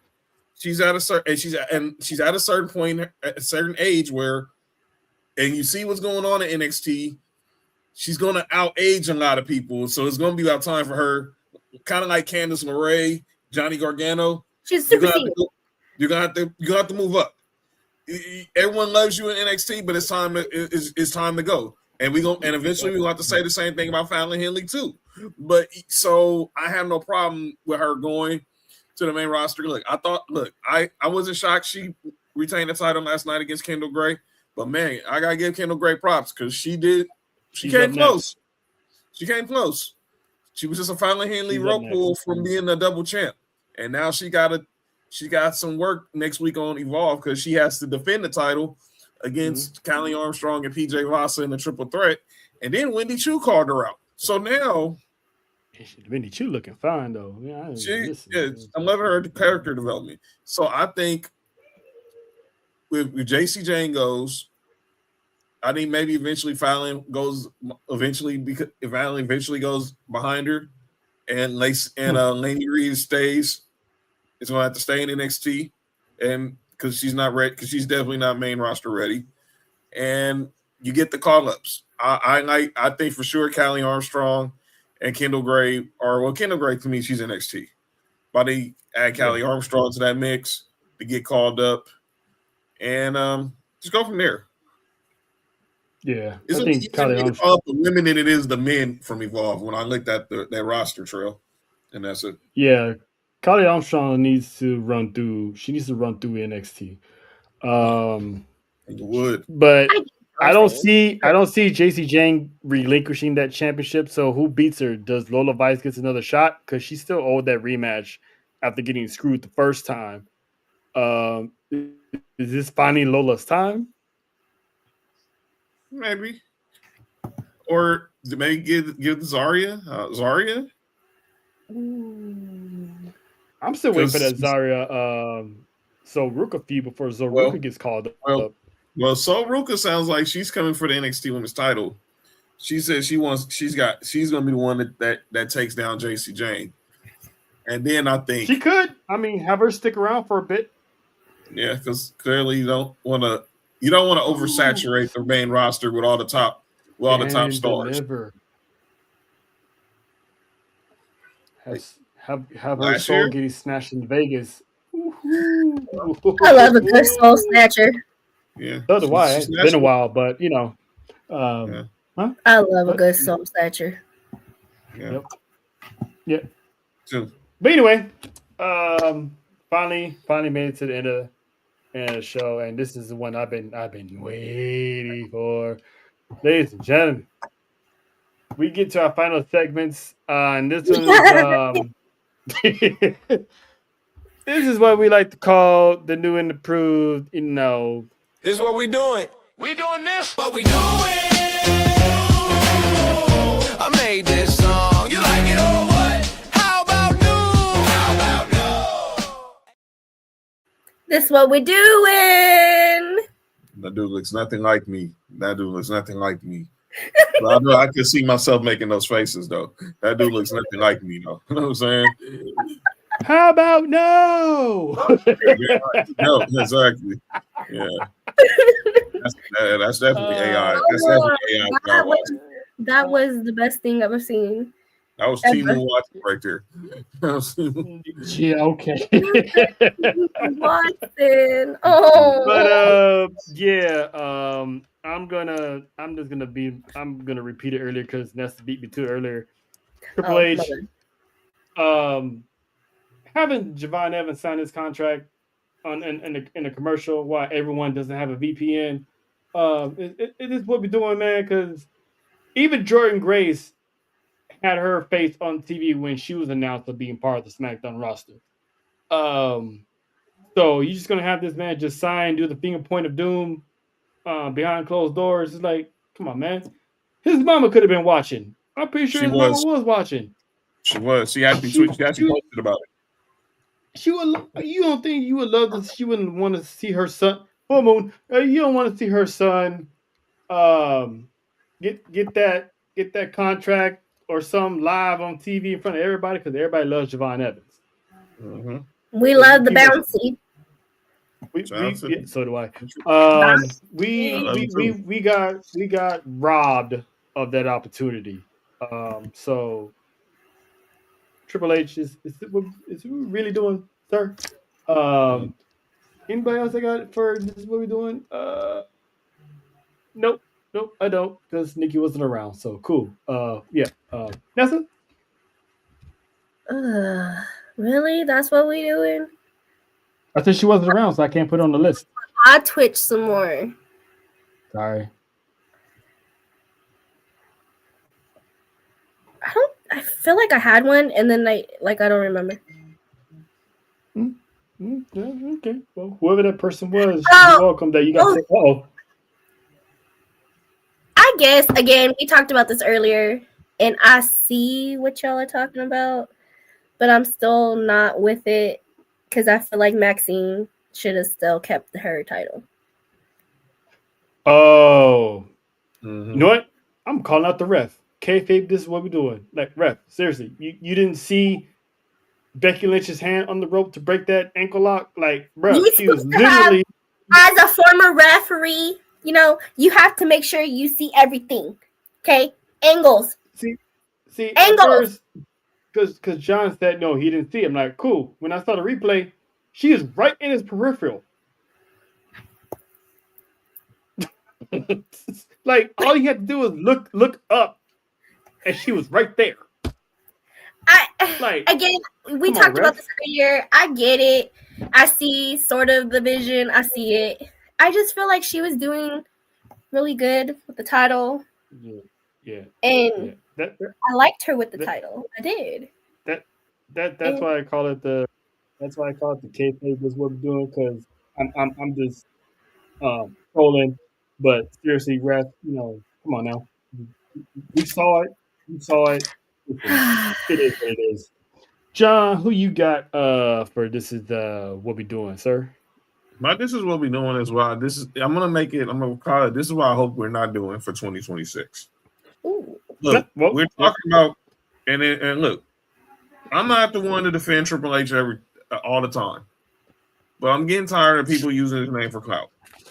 So this is what we're doing is to people like MVP, Vince Russo, who bring Triple H's name up just because they know there's a segment of fans who gonna find everything he do bad and everything he does. So this was about a month ago when MVP was doing an interview. He said that Tony Khan is a better person all around than Triple H. And then you had Vince Russo at an indie show saying that Triple H was afraid that Karrion Kross was going to be a bigger star than it. My hope is this is what we're doing. This is what I'm hoping we're doing. Don't do for 2026. Look, if you have an issue with anything Triple H does on the creative side, you can have that. But let's not nitpick over every little thing, and let's just stop bringing up his name just for the sake of bringing up his name. So that's this is what we're doing. Stop just using his name for clout, because you're there now, MVP. You're with AEW, be by AEW. You can still have an opinion, but let's not make this be every interview in somehow your name, Triple H's name pops up. It's starting to get like Skip Bayless when it comes to LeBron.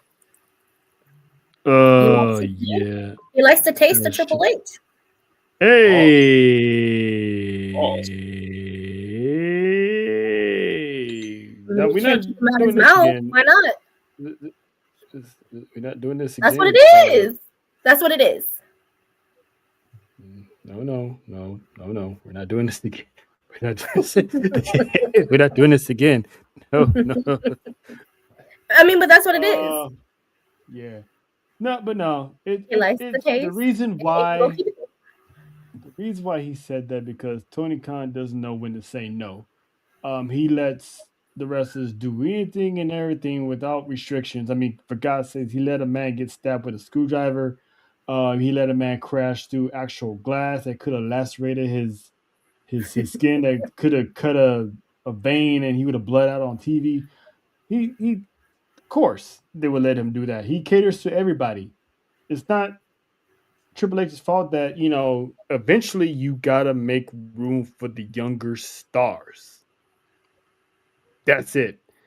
And the whole narrative of him saying Triple H don't like black people, that's gone out the window, because look at Opa Femi, look at Trick Williams, look at Carmelo Hayes, look at Last Legend. They look pretty dark to me. So they don't look like me. You know what? We had one too many jokes to those already, so I'm just gonna leave you alone. But yeah. So like, move on. You just sound like that bitter, toxic ex that you claim you dumped the person, but you won't shut up about them. It's like it's kind of sad too. It's like, we get it. For some reason, you didn't like them. Cool. Move on already, like John said. Now our closing segment is what we like to do. Is we like to give our flowers, as we all know, call it as we acknowledge. I I gotta do an AI for that one. But I'm gonna start this one off because I have a two-parter.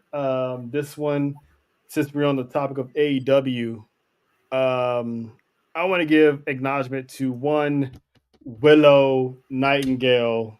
Signed to AEW years ago. She's been screwed out of every championship. She should have beaten Athena in Ring of Honor a long time ago. Didn't.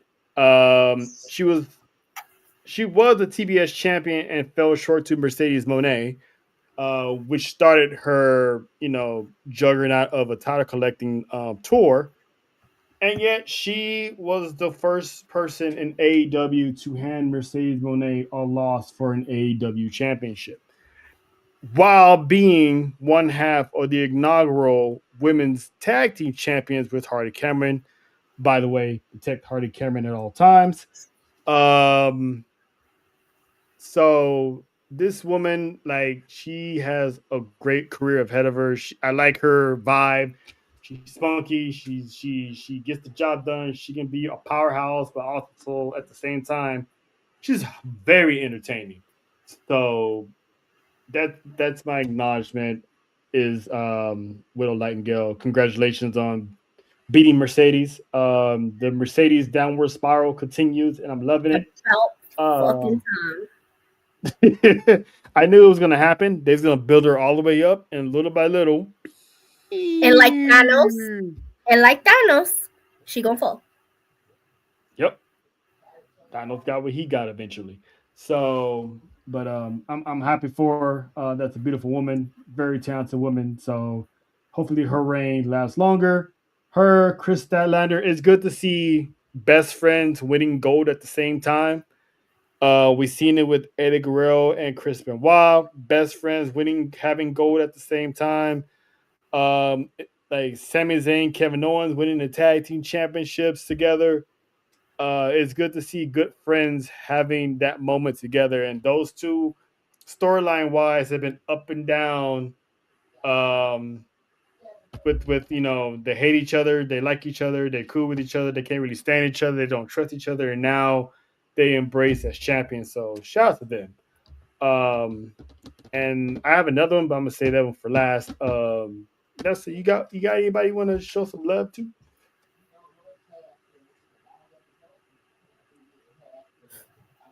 Yes, I do. You guys. Oh, that's what we do. Yes. Well, besides being nice people. Yeah. I mean, really though. I don't know about all that. Thank you guys for Monday. I felt very special, very appreciated. Y'all made my face leak. Damn it. That's why you turned the camera off? Yes. I had my 5 seconds of emotion. But yes, I appreciate you guys very much. And it was a very good start to 2026. So that is my acknowledgement. I'm gonna have to get a crying meme on here somewhere. Yeah, you know what, John? I'm gonna get that one clip of that one guy that the infamous one when he was in that when he was getting that intervention, and he was like,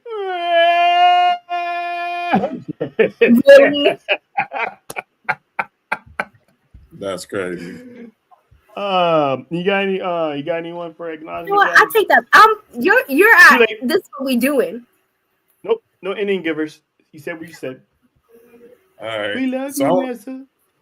I'm gonna piggyback on what you did with this is what we acknowledge, and I'm gonna go the entire AEW Women's Championship division. So this is the shot. You see the shot where Terrell had in his picture right there, Willow Nightingale.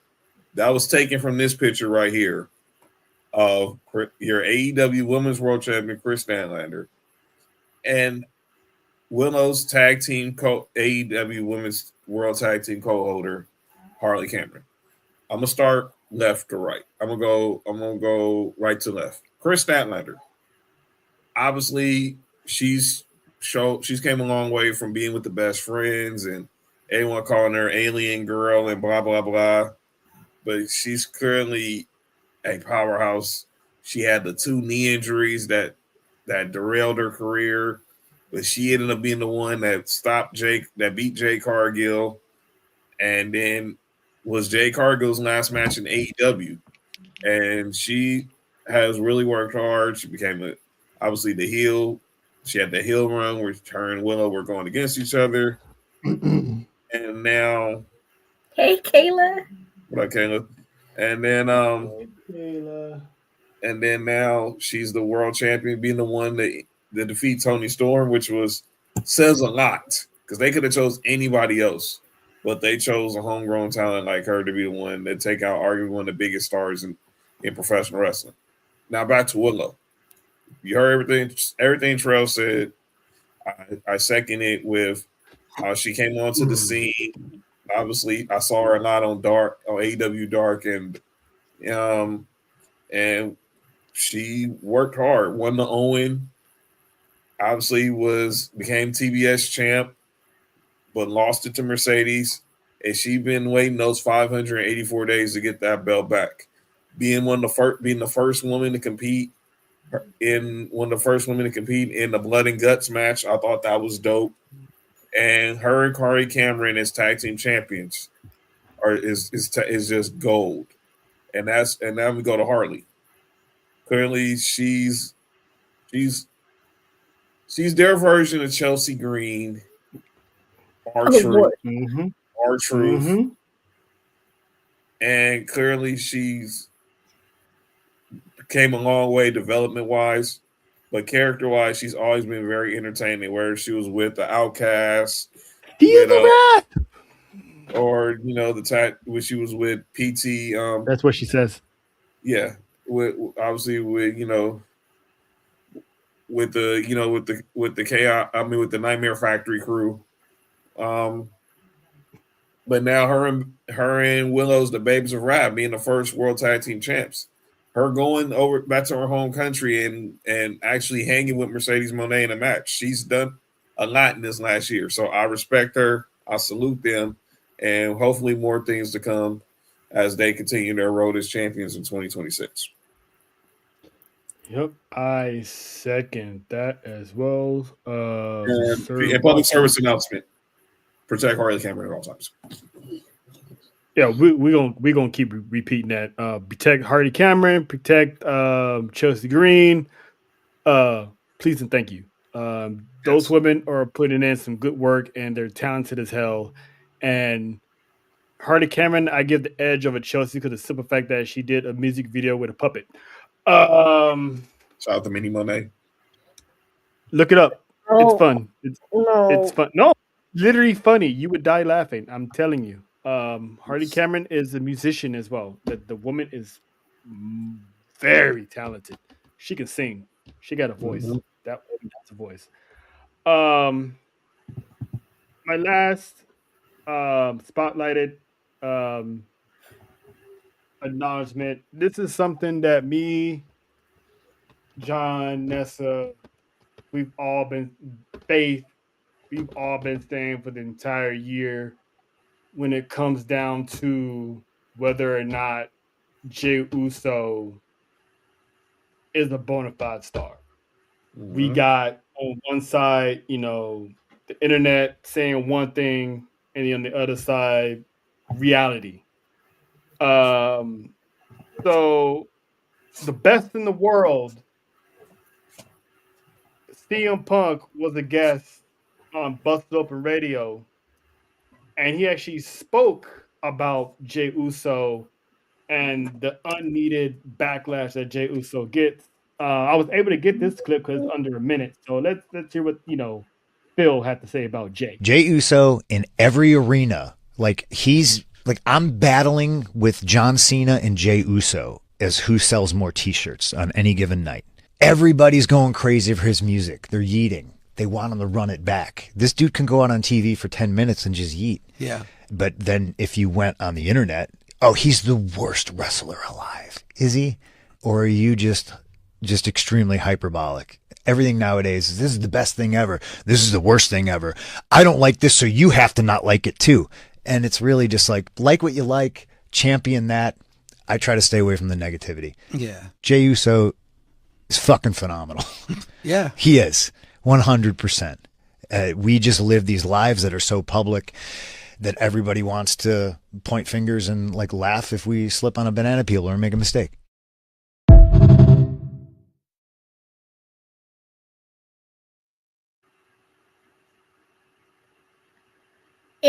It's really one of those things where yes, this is what they signed up for, right? To be in the public eye.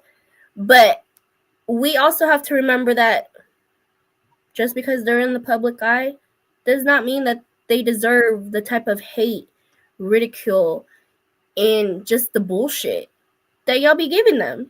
Like, imagine if that was you, literally being teared down every single day, all day long. You would feel some kind of way.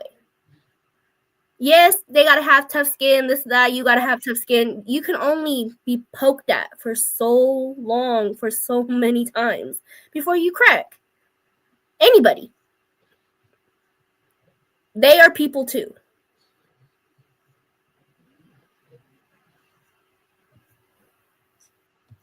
Your mic's off. Yeah, my bad. My bad. But yeah, and messing with the mental health because you try to stay strong, but like that stuff gets in your head, which is like that's why I always felt bad for Jay because all that stuff I know he reads Twitter. I know he reads the comments what people are saying about him, and I know it keeps getting into his head. That's why I felt bad when he wrote that tweet when he lost the world championship. He's like, "Y'all win," and it's like that wasn't kayfabe. That was a straight up. All right, you guys got what y'all wanted. I'm not champion no more. And it's like that's the same reason why his twin brother quit social media because they was body shaming him. And which is why he only wears jerseys or shirts now compared to what he used to back then because fans don't know how to worry about their own selves, but they want to sit there behind the keyboard and try to tear somebody down that, that's doing their own thing, living their own life, raising their own family and all this stuff. So I acknowledge CM Punk because he's always been the one that's been vocal online when it comes to fans, and so is Drew McIntyre. And now Rhea Ripley is another one that's added to the list of people who's fighting back against. I saw that. I read that tweet. And you again, these are regular people. They're regular people. Hello. They're human. You don't know who they know. You don't know personal ties to whoever the fuck they're talking to for you to sit there and call someone out for using them as clout. Because clearly you're doing the same thing by commenting about that. If it's not your business. Now I get when we call people out like that for doing some weird shit, that's because they're doing weird shit. Like with all this AI stuff and getting into their faces and doing stupid stuff. That's different from you trying to tell somebody that they're using clout. That's why Rhea Ripley is coming back at you. Because that's her friend. She literally had to go on live with her friend and sit there and be like, oh, well, the men in my life are using me as clout. Really?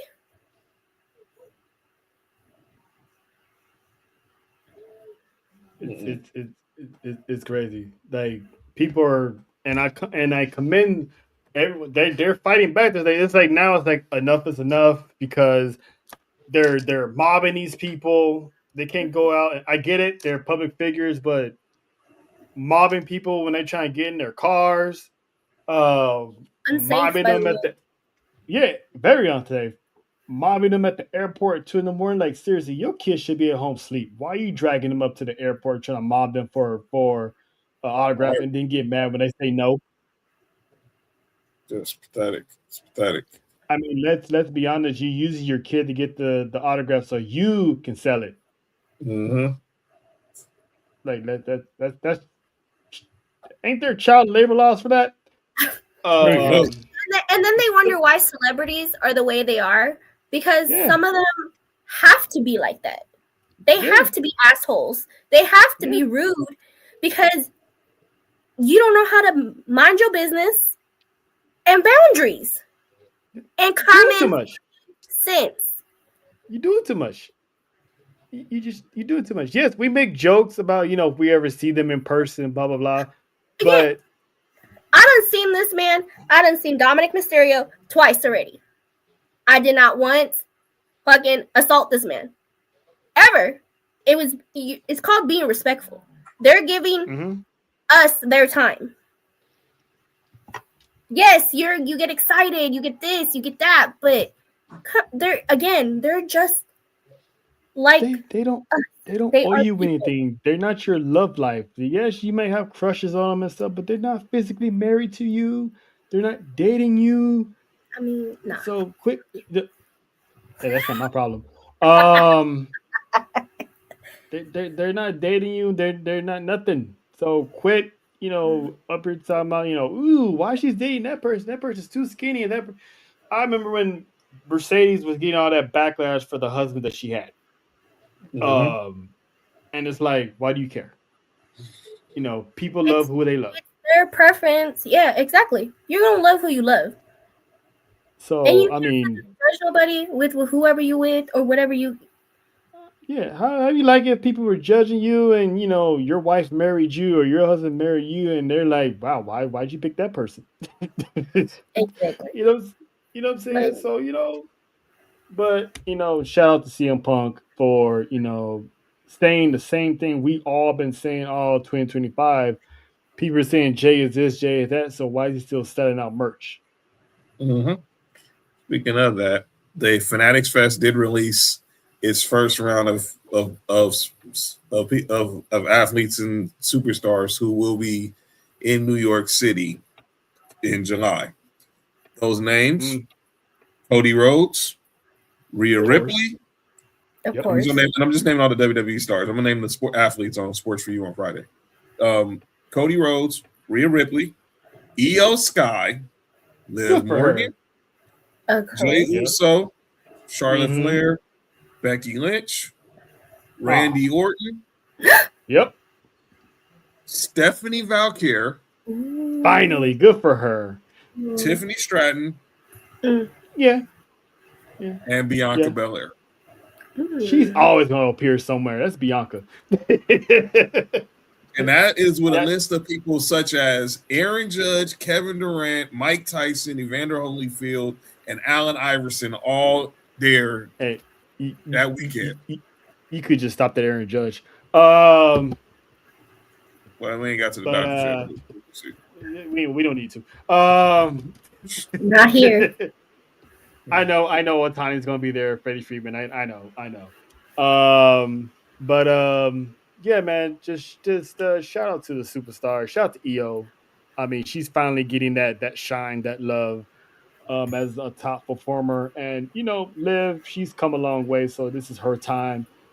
So hopefully, no more injuries for Liv, because WWE has big plans for Liv Morgan. They're basically building the division around Liv Morgan, so Liv Morgan needs to be around to have a division to be built around. He killed her not to be in SummerSlam in Jersey last summer. I know it did. I was so sad. So sad.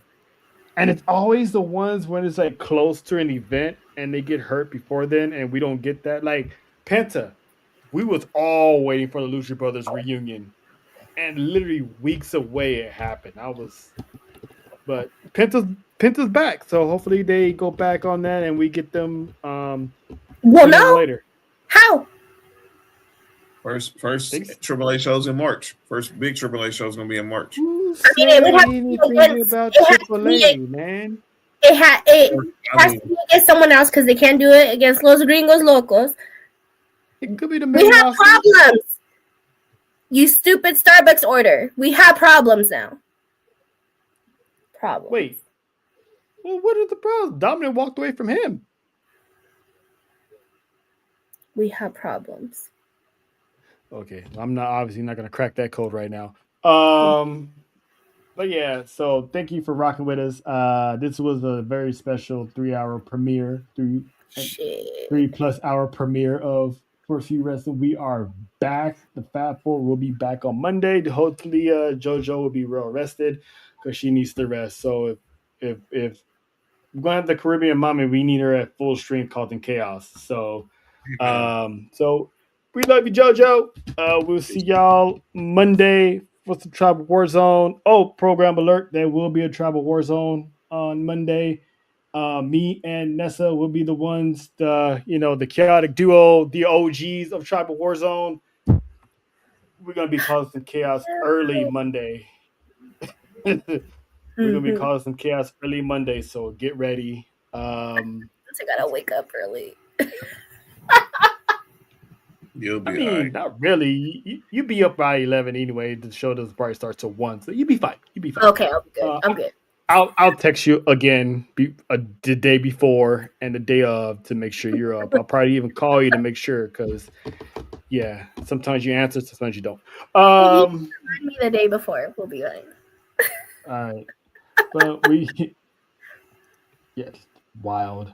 But we're gonna get up out of here. Shout out to everybody that pulled up. We will see y'all Monday. Best in the World podcast back tomorrow. Me, Dale, Jeremy.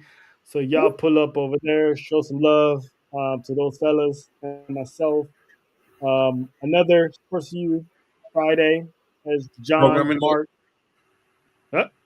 for special smart time Friday, 4:30 Pacific, 7:30 Eastern. College playoffs, baby.